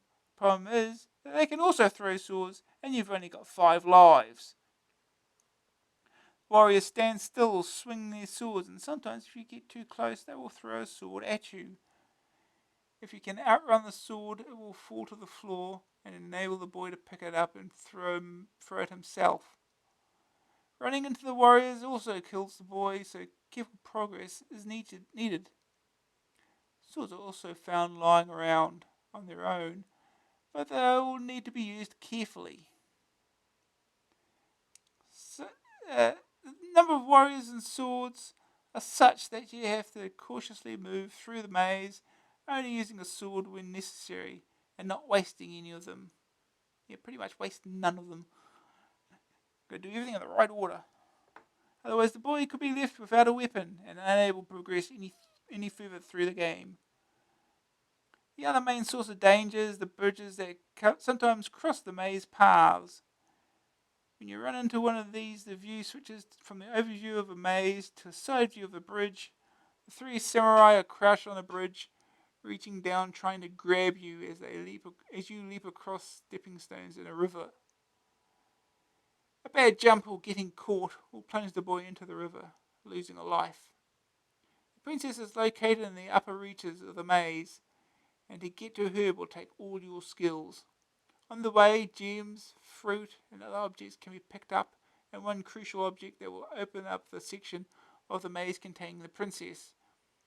Once the boy has reached her, he has to get to a boat on the outside of the maze while the father is chasing him. Get caught and it's all over. Second opinion. Some of the prettiest graphics I've seen in a long time, accompanied by some of the sweetest music I've heard in a long time. More than compensated for the less than demanding gameplay. It's very nice running around mazes, but there wasn't that much to do in there.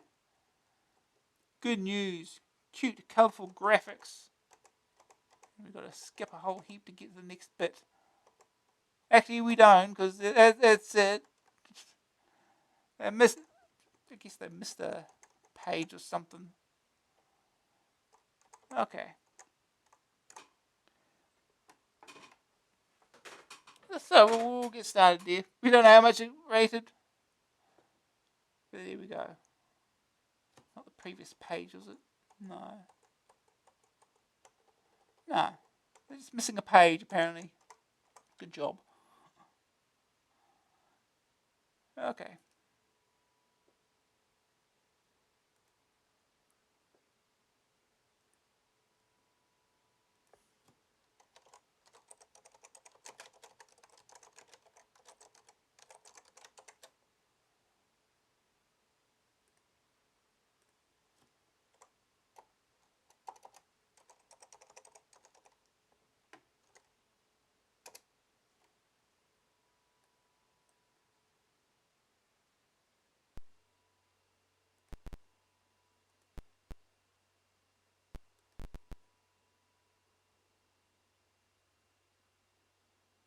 Okay.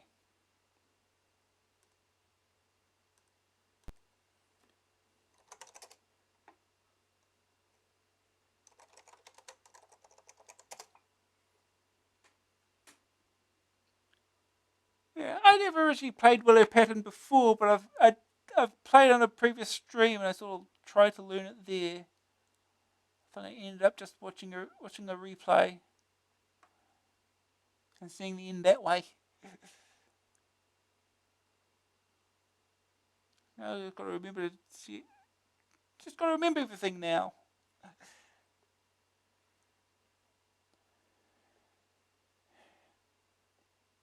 The Willow Pattern Adventure.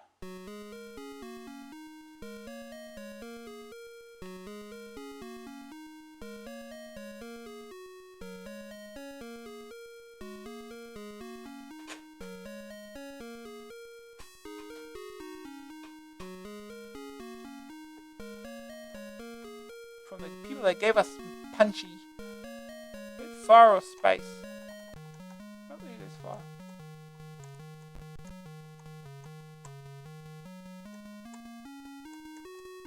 Oh. There you go. See, catch one. This is the weird bit.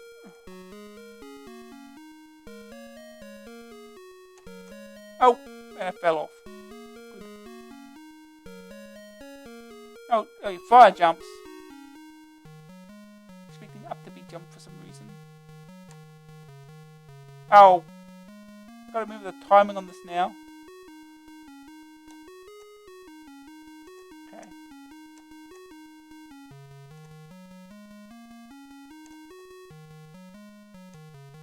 Oh, and you walk off that. That's brilliant. Walk off that last one.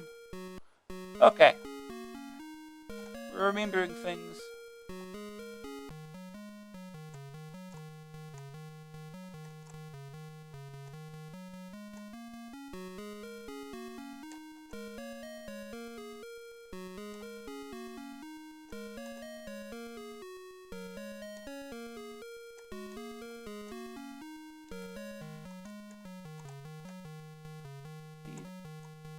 There's another guy here. Run back.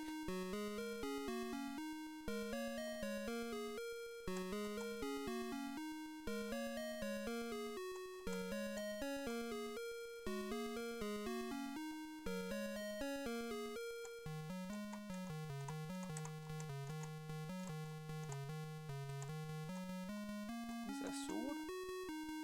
There's a thing.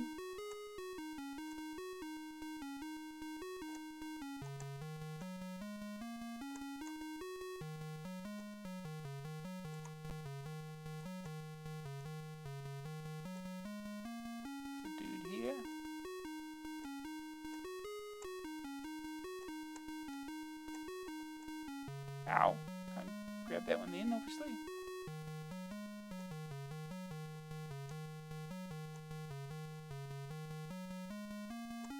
Grab this.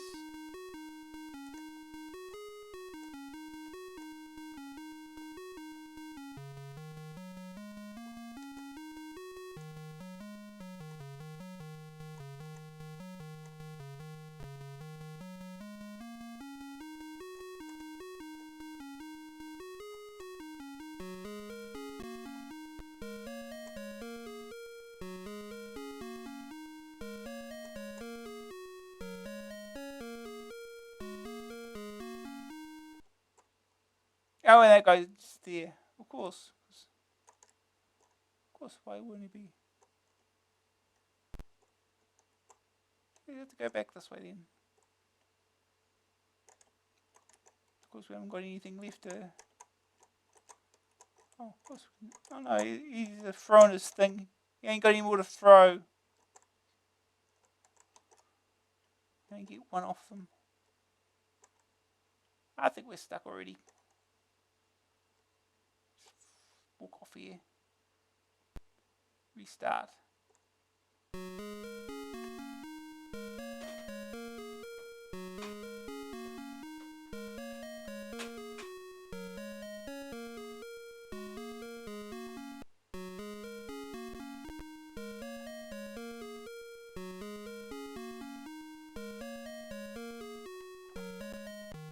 Okay.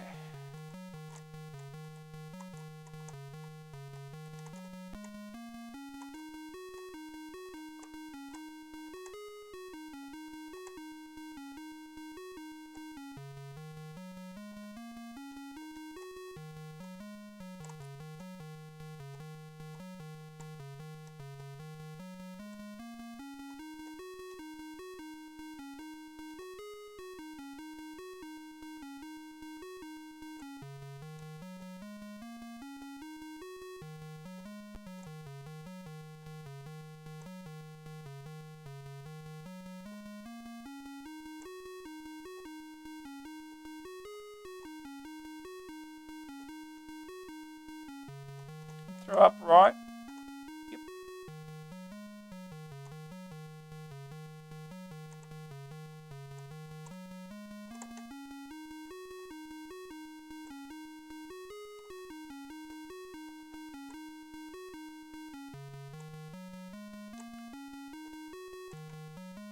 Oh, I screwed that up.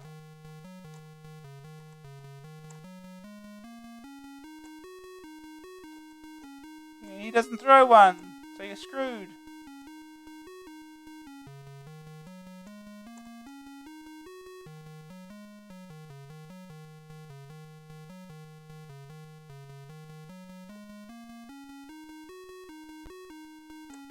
I think this is where the exit is, the boat. Little thing there.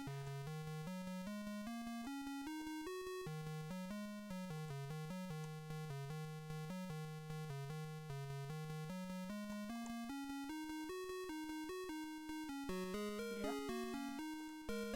Is it quit? I quit. Oh, okay.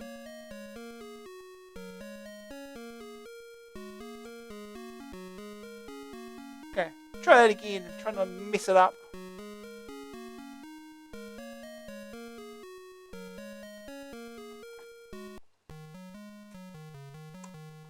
Oh.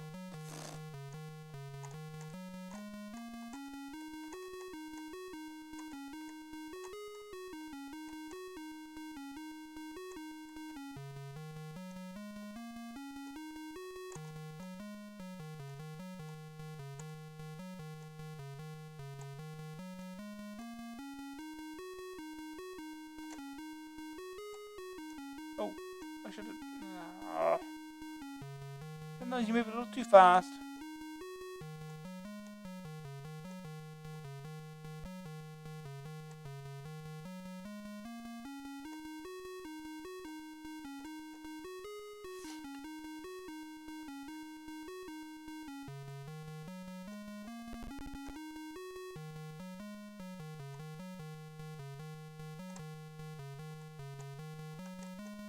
Oh!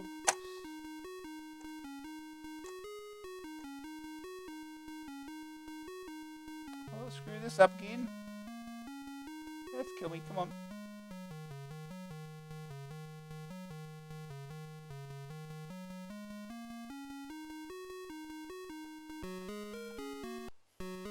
Try it again. Oh, just do that again.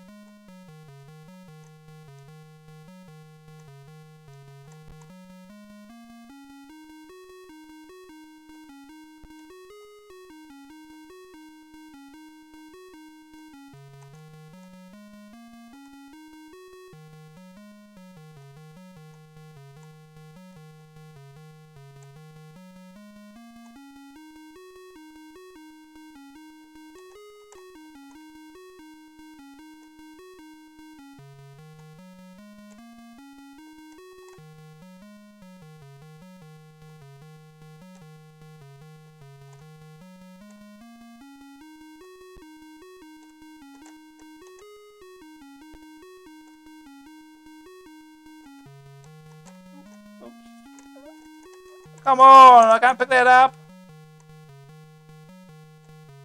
I screwed it up again.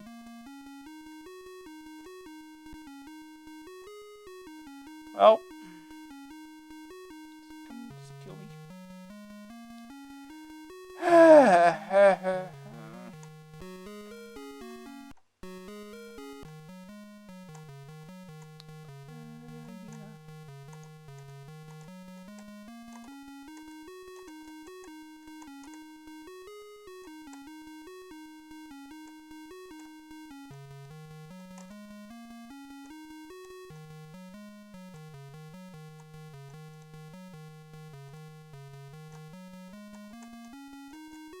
Yeah, it stops, you can't pick it up.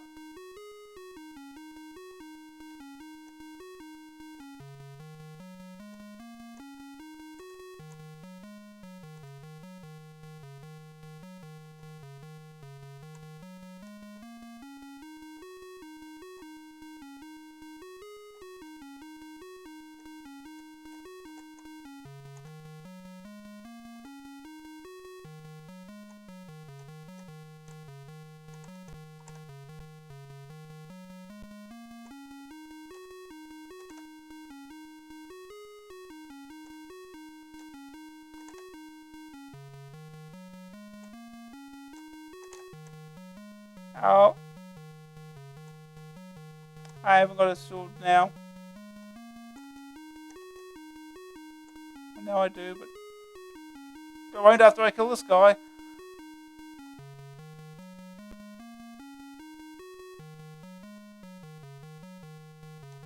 This guy doesn't throw one.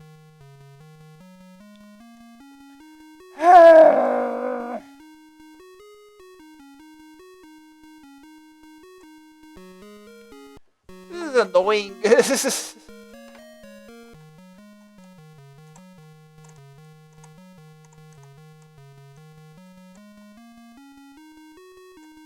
I just walked right. And you die, you lose your sword, of course, because I think you might be getting it back. No. No. You die with a sword, you're screwed.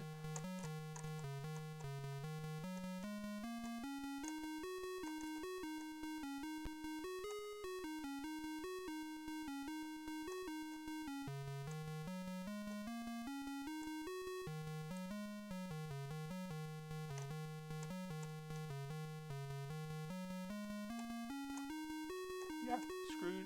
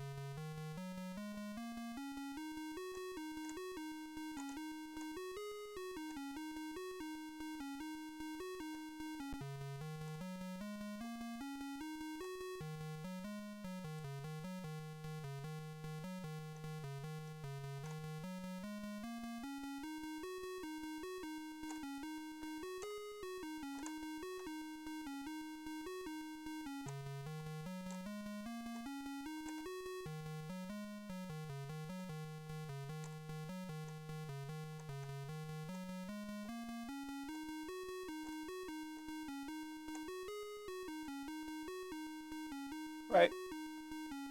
I screwed it up again, didn't I? God damn it.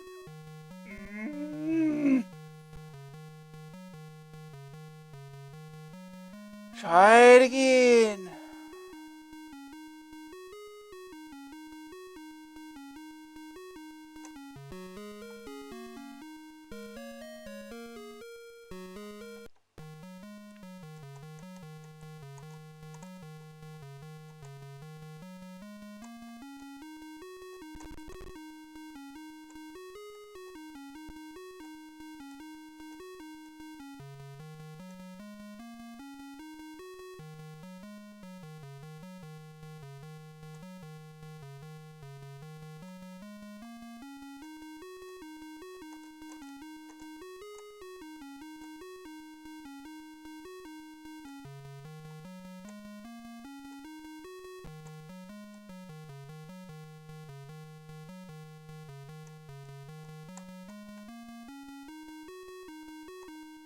Well, maybe if I don't pick this up first and I just do this.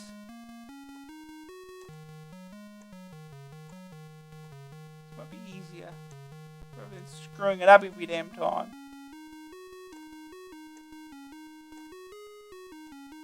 Like that. This is the... That guy doesn't fire anything, so I can go back.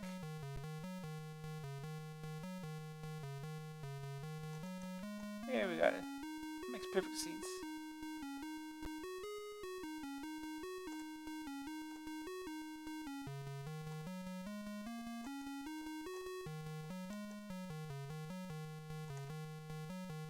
One of those two, I guess. Oh! Oh boy.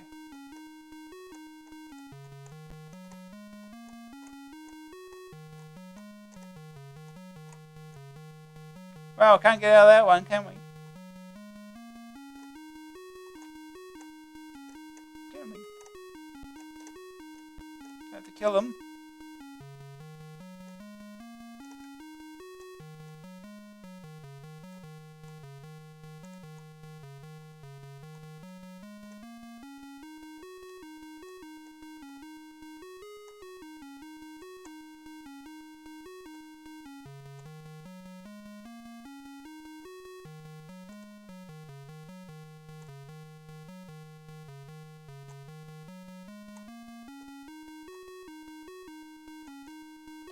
So now where to?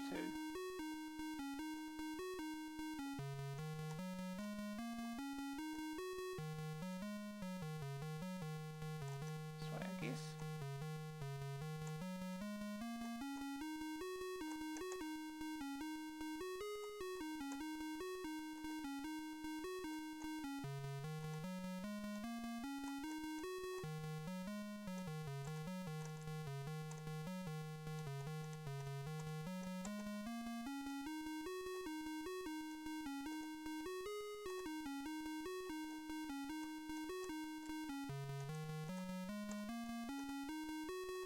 I missed!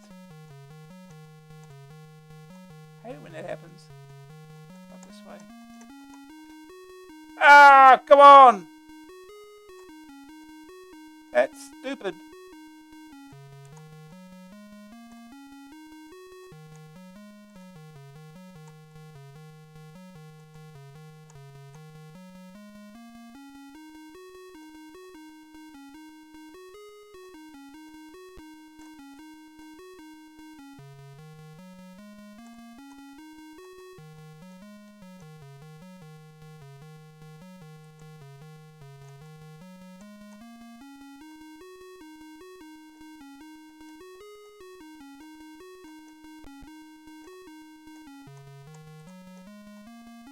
Go for this guy.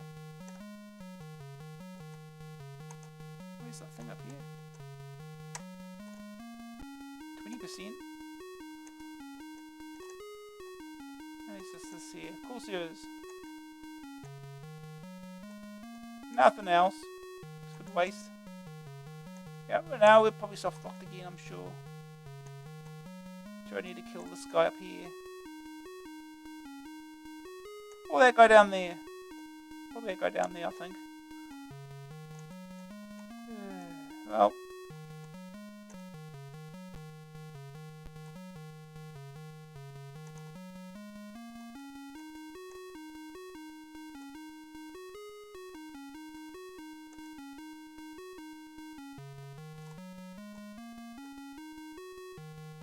Yeah.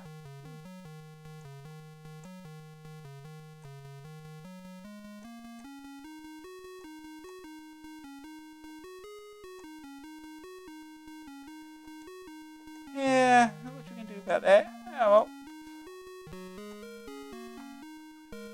21%, it's probably about as good as we're gonna get, I guess. Don't remember the map that well. But we get the idea.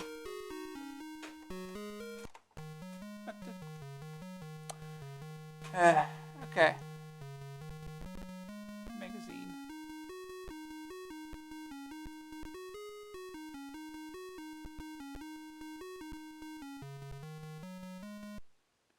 Okay. Weird. Creepypasta. Okay. Next we've got Caesar's Travels. Anyone who watches Tubo will have seen this before.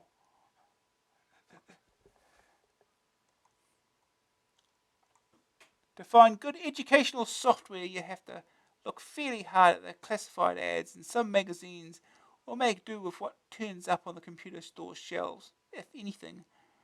For that reason, it's good to see a high-profile company like Microsoft entering for the computer users who want to help use the computer as a tool for the whole family.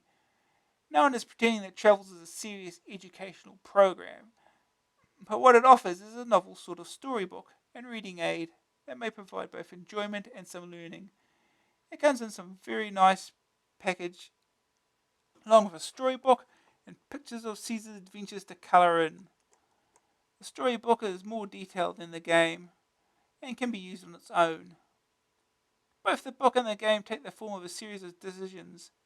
It starts with Caesar being thrown out of his home and he has to go find a new one. It's a dark start already. There's always a happy ending, of course. Of course there is. Most courses of action are decided by one of 6 commands, which are run, walk, jump, climb, hide, or wait. These are spelt out in greater detail on screen, but have been condensed into single key entries,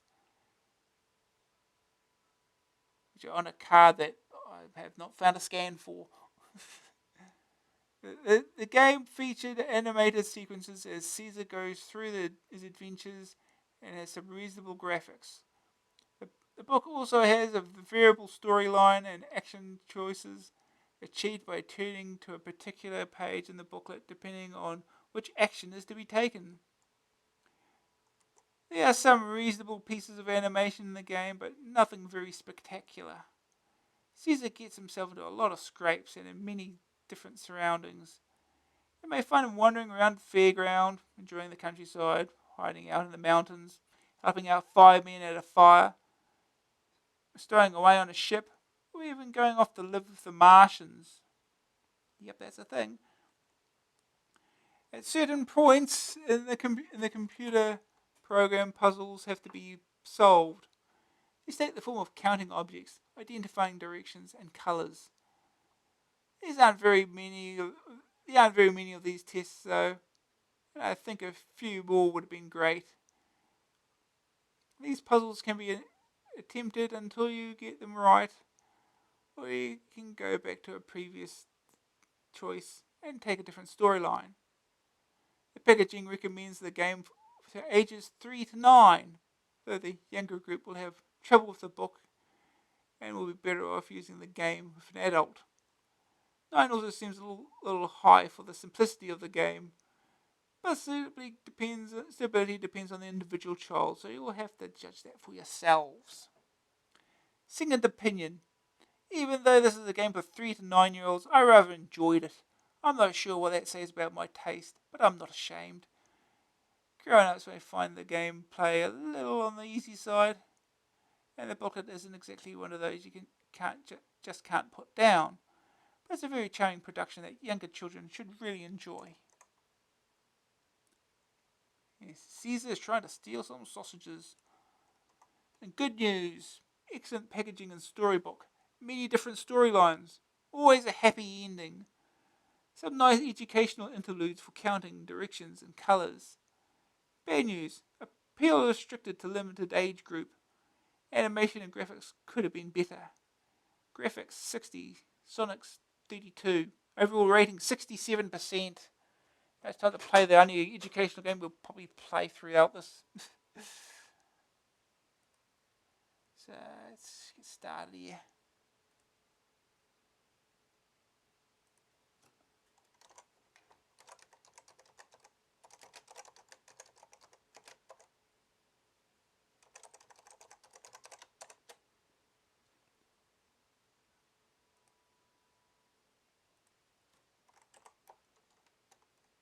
Oh, that's right, I had to load this from cassette because the only disc version I found was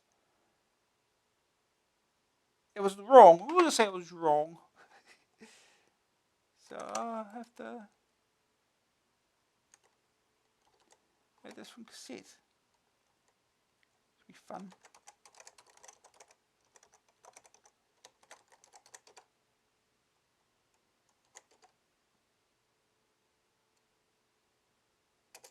I think that was the one.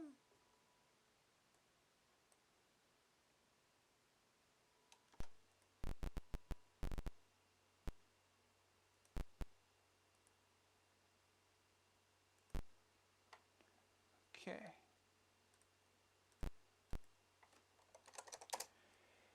Here we go. This cassette. Cassette, jeez. I hope I heard the volume. I did. Good. We'll speed through the loading. It takes long enough. Not going to wait don't really want to wait 8 minutes for it.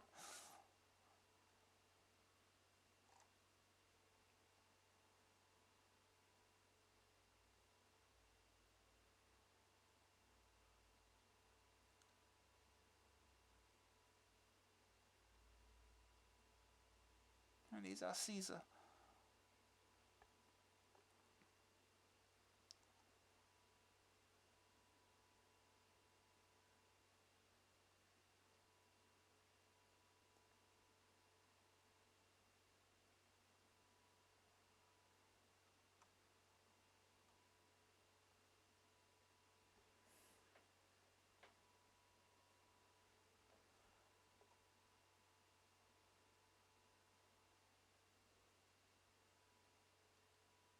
Taking long enough.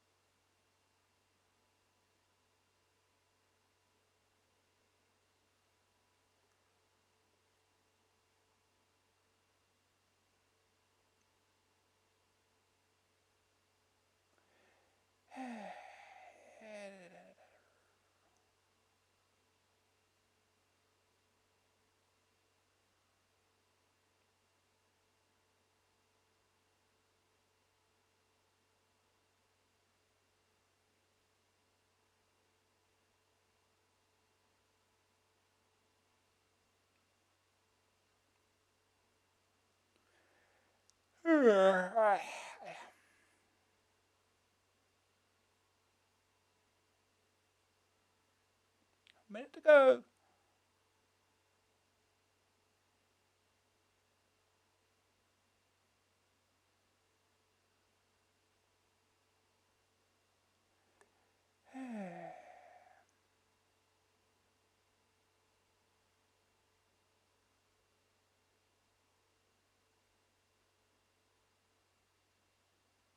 Okay, we got it. Here's Caesar. Caesar's at work in the larder. He's trying to catch the mice. He's not doing a very good job, is he?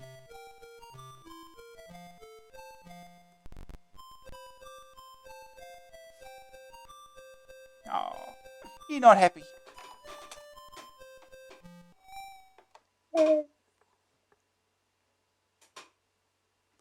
Mr. McGregor, your owner, has thrown you out into the yard.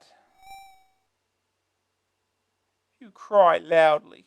I should probably write down what, as I figure out what each thing, what each key does.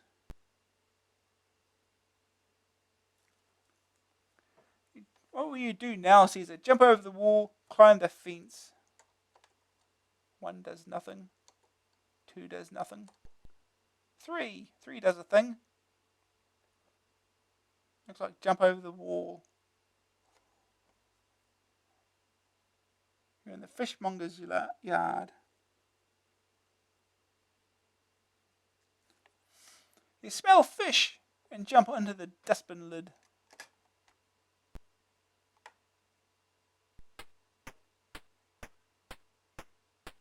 Someone is coming. What will you do now, Caesar? Hide in the dustbin, run to the gate. Okay, one has apparently run.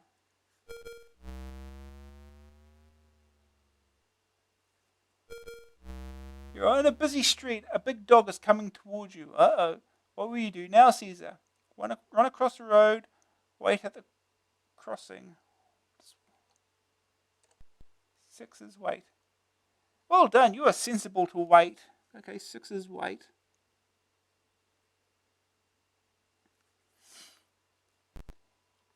You walk across safely to a nearby park. Ducks. What colour are the ducks?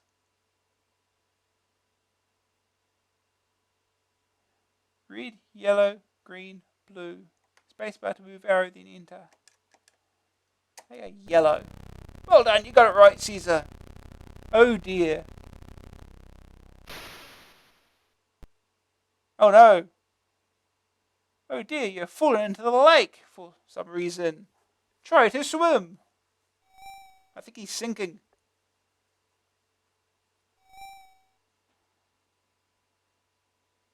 Looks like Caesar's sinking. You see a boat. What will you do now, Caesar? Wait for the boat. Jump onto the shore.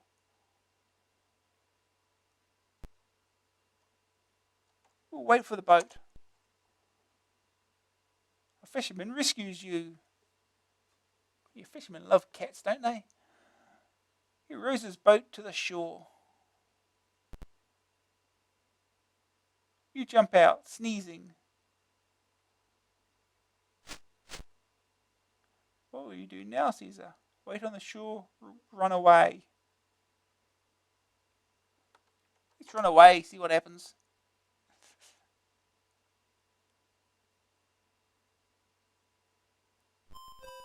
Nearby is a fairground. You can hear music and smell the food. Which way to get to the ice cream? Everyone's favourite cat snack. It would be left. I presume that's ice cream. Well done, you got it right, Caesar. You hear running feet.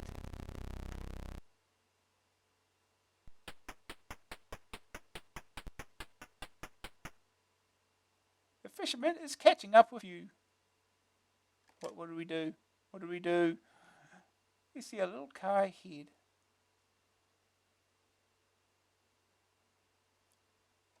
Jump into the car, run away.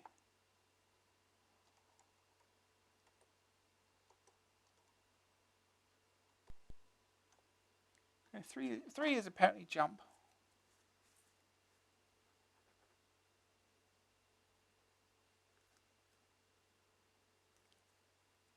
You're on the Big Dipper. It starts to move. Up and up, faster and faster. Look at this animation. Oh.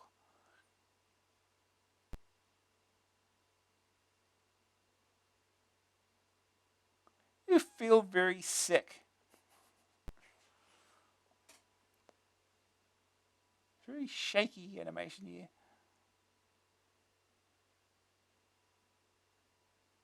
The Big Dipper slows down and stops. You crawl out and creep away.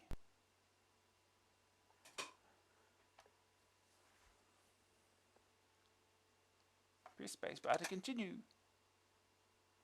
The ride on the Big Dipper made you feel very ill. What is that? You feel better when you find some more food. Is that a hot dog? It's got sharp edges on that hot dog. A fairground is a good place for a cat. The end! That's the end. Press space to find a different home.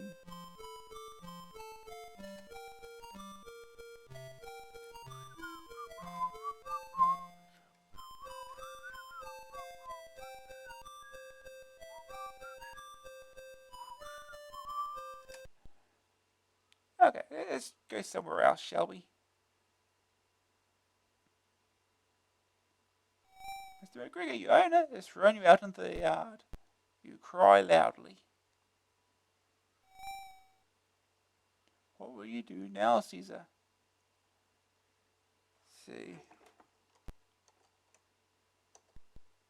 4. 4 will be climb the fence. So 4 is climb.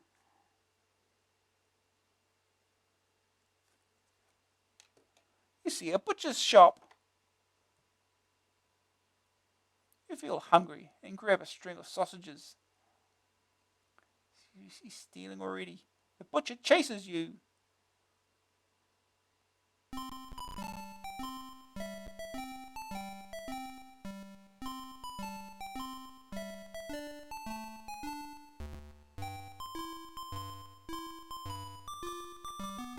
The sausages moving on their own. I presume those are sausages.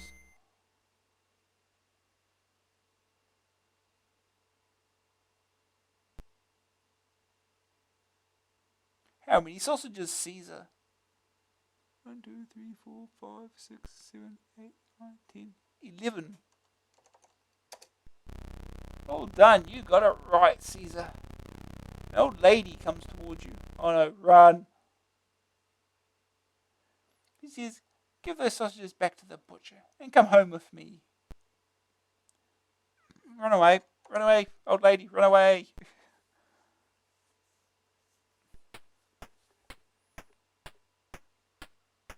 The butcher is still chasing you.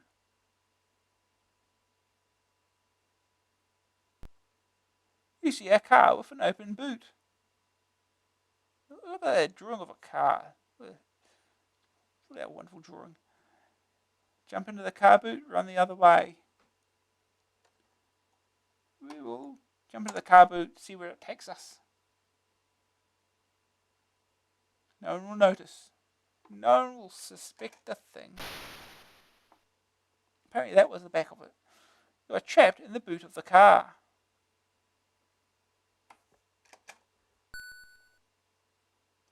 You see a picnic basket next to you. You are very hungry. Which way will you jump?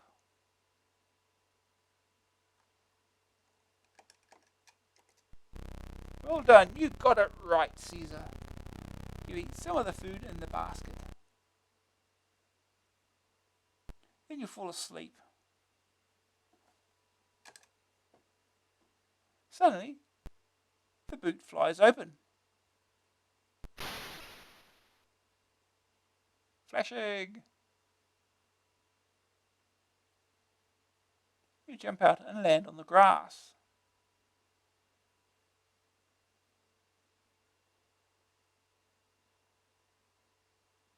You run and run until you are lost in the countryside.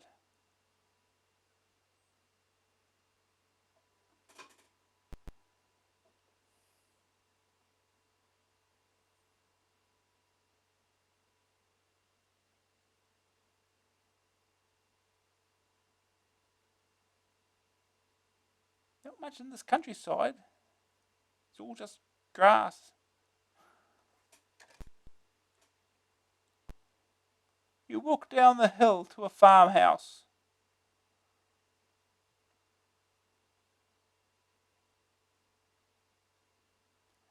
There are chickens in the yard and a fox is coming. Bang, bang, the farmer shoots at the fox. Uh-oh. What will you do now, Caesar? Hide in the barn, run up the hill.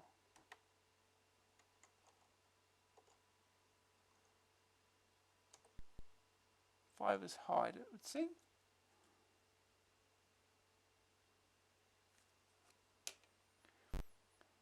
It is warm and dry in the barn. What is that? Is it?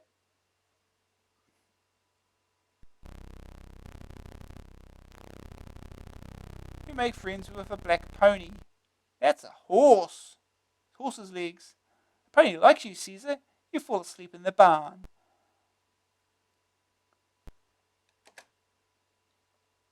Two children find you asleep in the hay. Oh, look, says one of the children. Nero has a new friend. I hope he'll stay here. The end.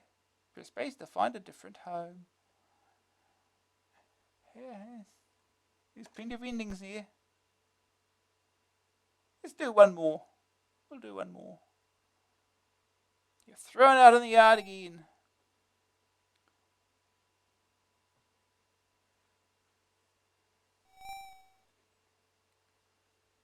We will climb the fence.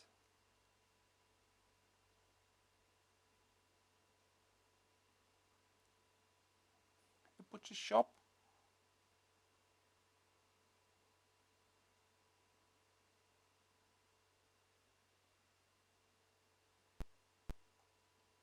Butcher chases you.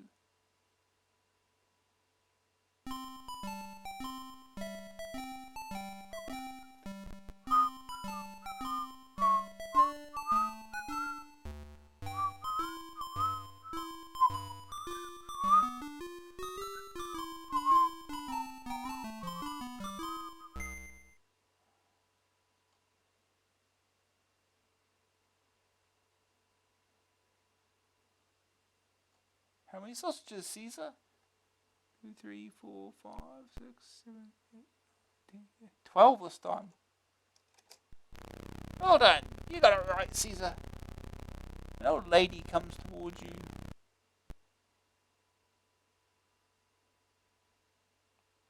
No, we'll still run from the old lady.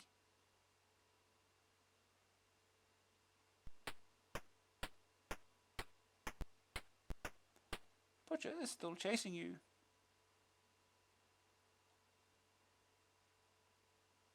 You see a car with an open boot. This time, we'll run the other way. It's a ladder. Butcher chases you to an old factory with a fire escape.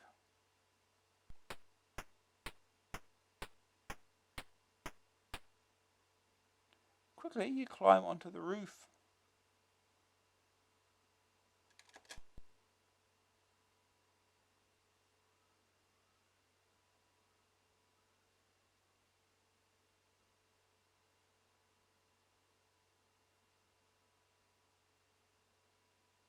You climb on the roof and fall fast asleep. You're not worried about that butcher chasing you up there, are you? Oh, here's the moon. Look at that well-drawn moon. You stay there until the moon goes down and night changes into day.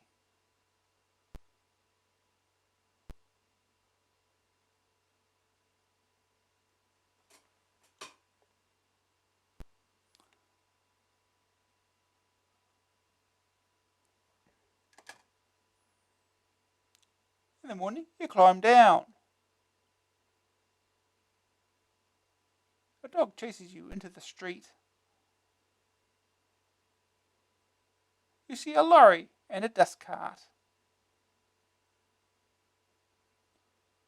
What will you do now, Caesar? Jump into the dust cart, climb into the lorry.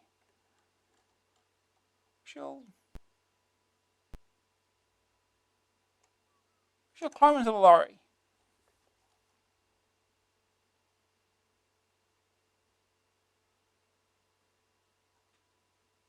The lorry moves off.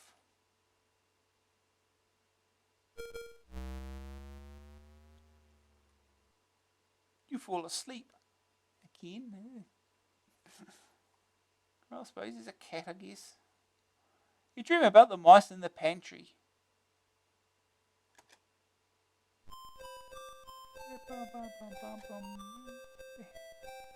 Just an excuse to do the opening bit again, huh?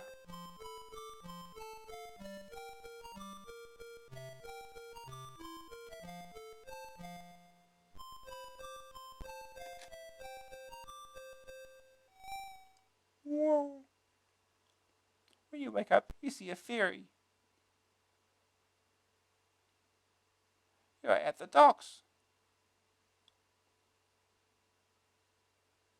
The lorry is backing onto the ferry. What will you do now, Caesar? Do we wait or jump out?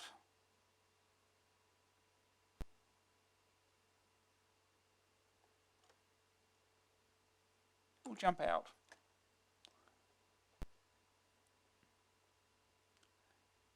You'll find a safe hiding place in a pile of wood. That's a pile of wood, apparently.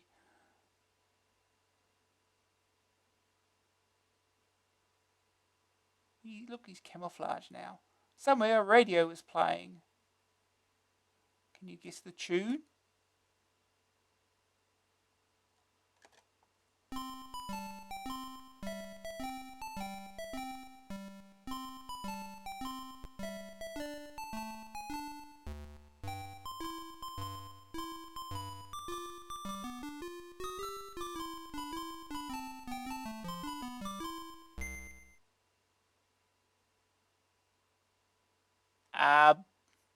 I don't know, Ding Dong Bell. I think. Not the first two. Those ones I know more. I think. What was that? Here we go. Yay. You smell sausages frying, Caesar?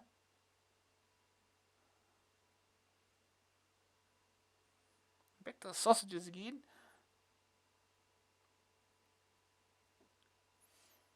An old night watchman shares his supper with you.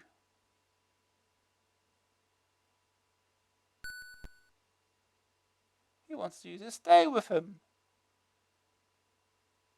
Tiny cat. Absolutely tiny compared to that dude. The size of his foot. Yeah, that he's a giant. Oh, there you go. Here's another ending. Should we do one more? Let's do one more. Why not? Another different ending.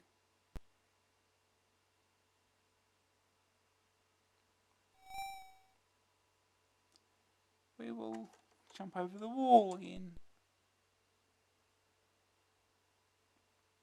See if we can find the Martian ending. That'd be the good ending to get. You're in the fishmonger's yard. Smell fish and jump onto the dustbin lid.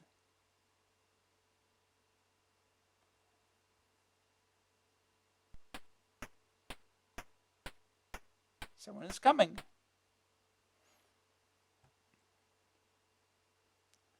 What will you do now, Caesar? Hide in the dustbin, run to the gate. Hide.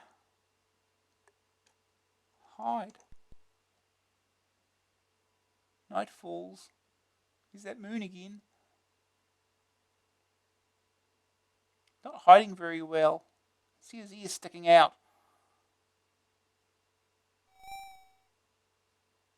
It's dark and creepy.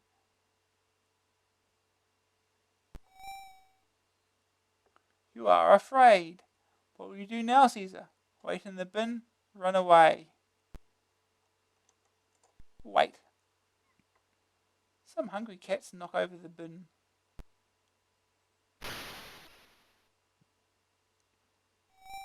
How many cats can you see, Caesar? Those cats? This must be cats. That is 8.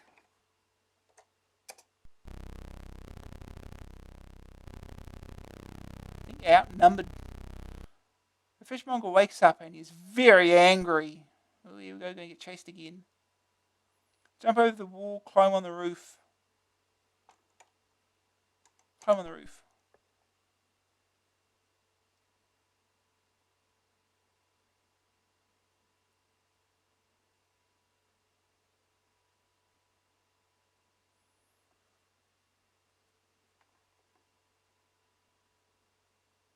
Climb on the roof and fall fast asleep.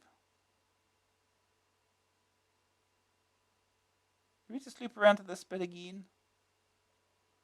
Stay there until the moon goes down and night changes into day.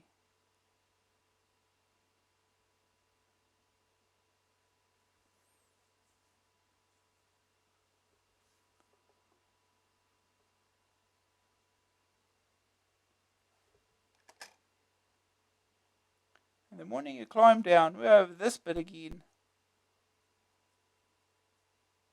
Dog chases you into the street.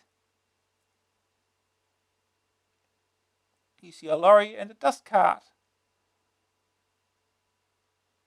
We'll jump into the dust cart this time.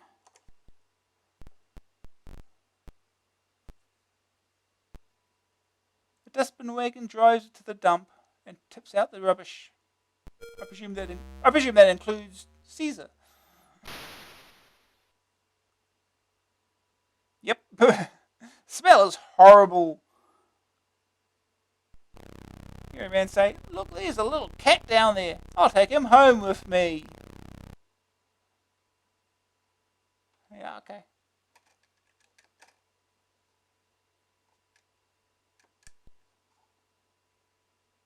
Let's try that again. I want to get the Martian ending.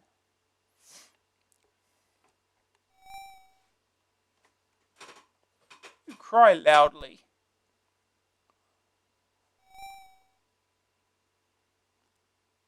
Jump over the wall.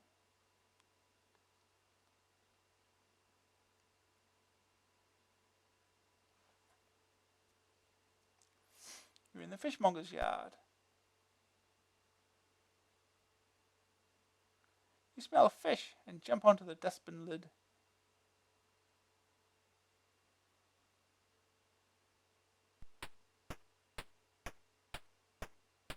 Someone is coming. What do you do? We'll run this time. Run to that gate. You're in a busy street. A big dog is coming towards you. Will we get run over here? I don't think so. I doubt they'd put that in the game, would they? Run across the road. You should have waited. Oh no! You've been knocked down by a car. Oh no! They did put it in the game. Oh no.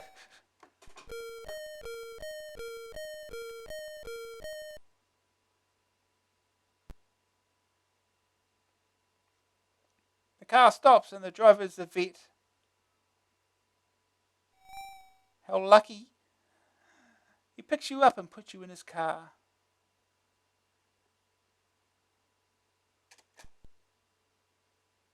The vet takes you back to his surgery.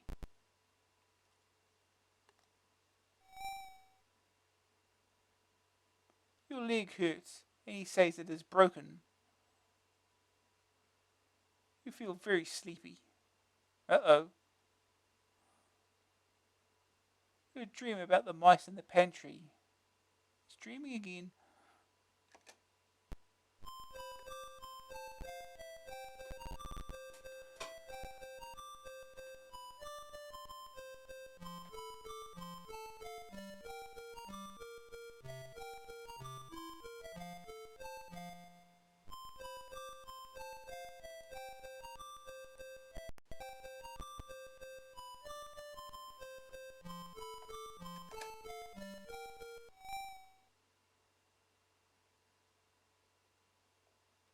You wake up from the dream, your leg feels better. The vet has a little girl. Look at those legs. She says you can live with them. The end! Press space to find a different home. Still want the Martian ending.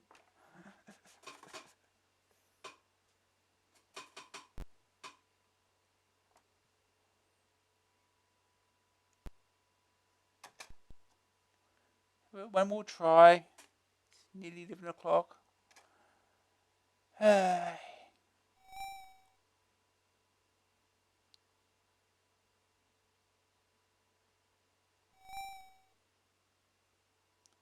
Jump over the wall. It's 3. Over we go.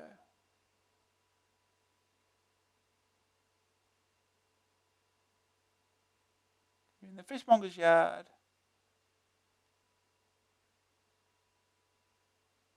Smell fish and jump into the dustbin lid.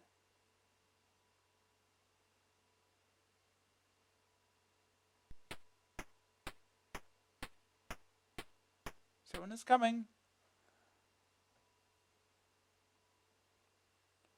Ooh, fun. Run to the gate. You're in a busy street. A big dog is coming towards you.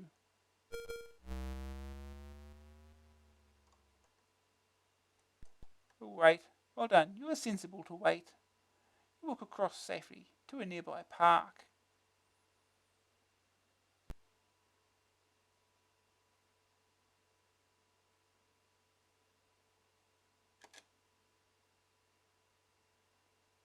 But these ducks are sick.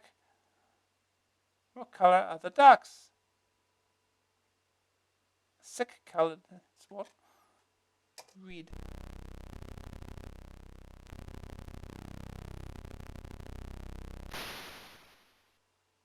Oh no! Falling into the lake again. Try to swim. He's drowning.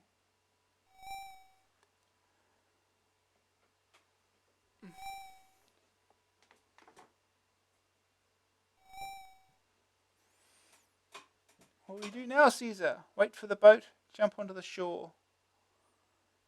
Jump onto the shore. You reach the shore, Caesar. You are very cold, wet, and muddy.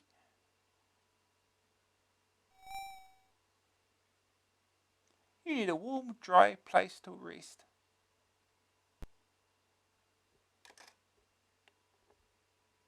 Here's a carve and open boot. Not this again. You jump in. We don't have a choice in the matter.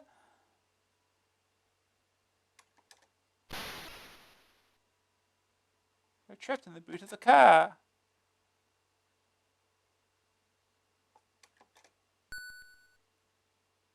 See a picnic basket next to you. You are very hungry. Which way will you jump? To the right. Well done, you got it right, Caesar. You eat some of the food in the basket. Then you fall asleep. Suddenly, the boot flies open.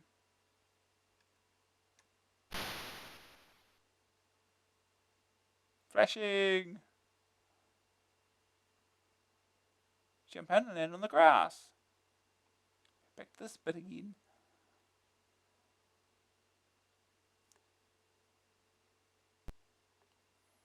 You run and run until you are lost in the countryside.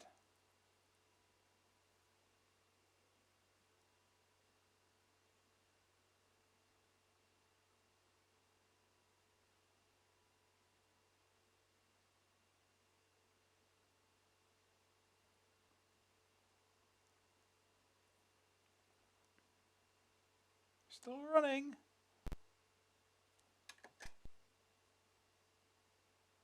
You walk down the hill to a farmhouse.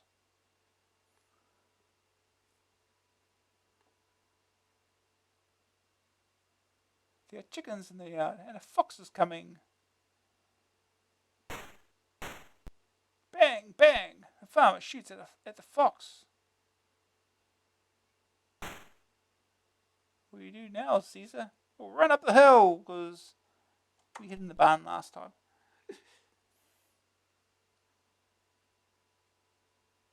You run into the woods.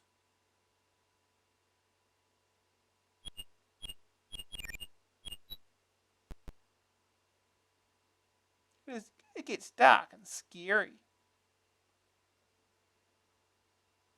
You are very frightened, Caesar.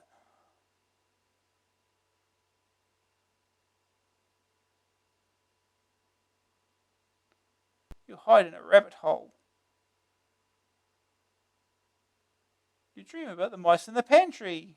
Oh, he loves dreaming about the mice in the pantry.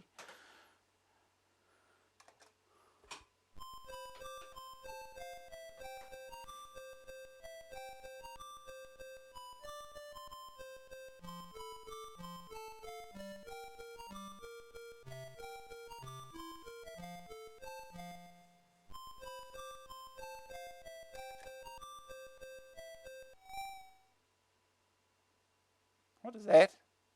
In the morning you climb out of the rabbit hole. Is that a snake? You see a mountain and a winding path. Okay, it's a winding path then. What will you do now, Caesar? Climb up the mountain. She'll climb up the mountain. Maybe there's Martians up there, I'm hoping.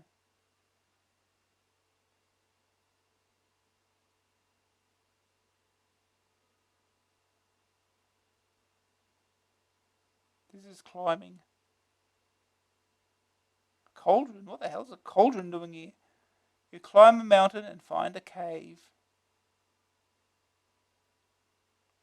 An old witch is in the cave. She is making a spell. She needs your help to get the lizard. Which way? Which of these is a lizard? Look at that cute spider. This is the one on the left, I presume. Well done, you got it right, Caesar. Now you can be a witch's cat. You're going to be a witch's cat. The end.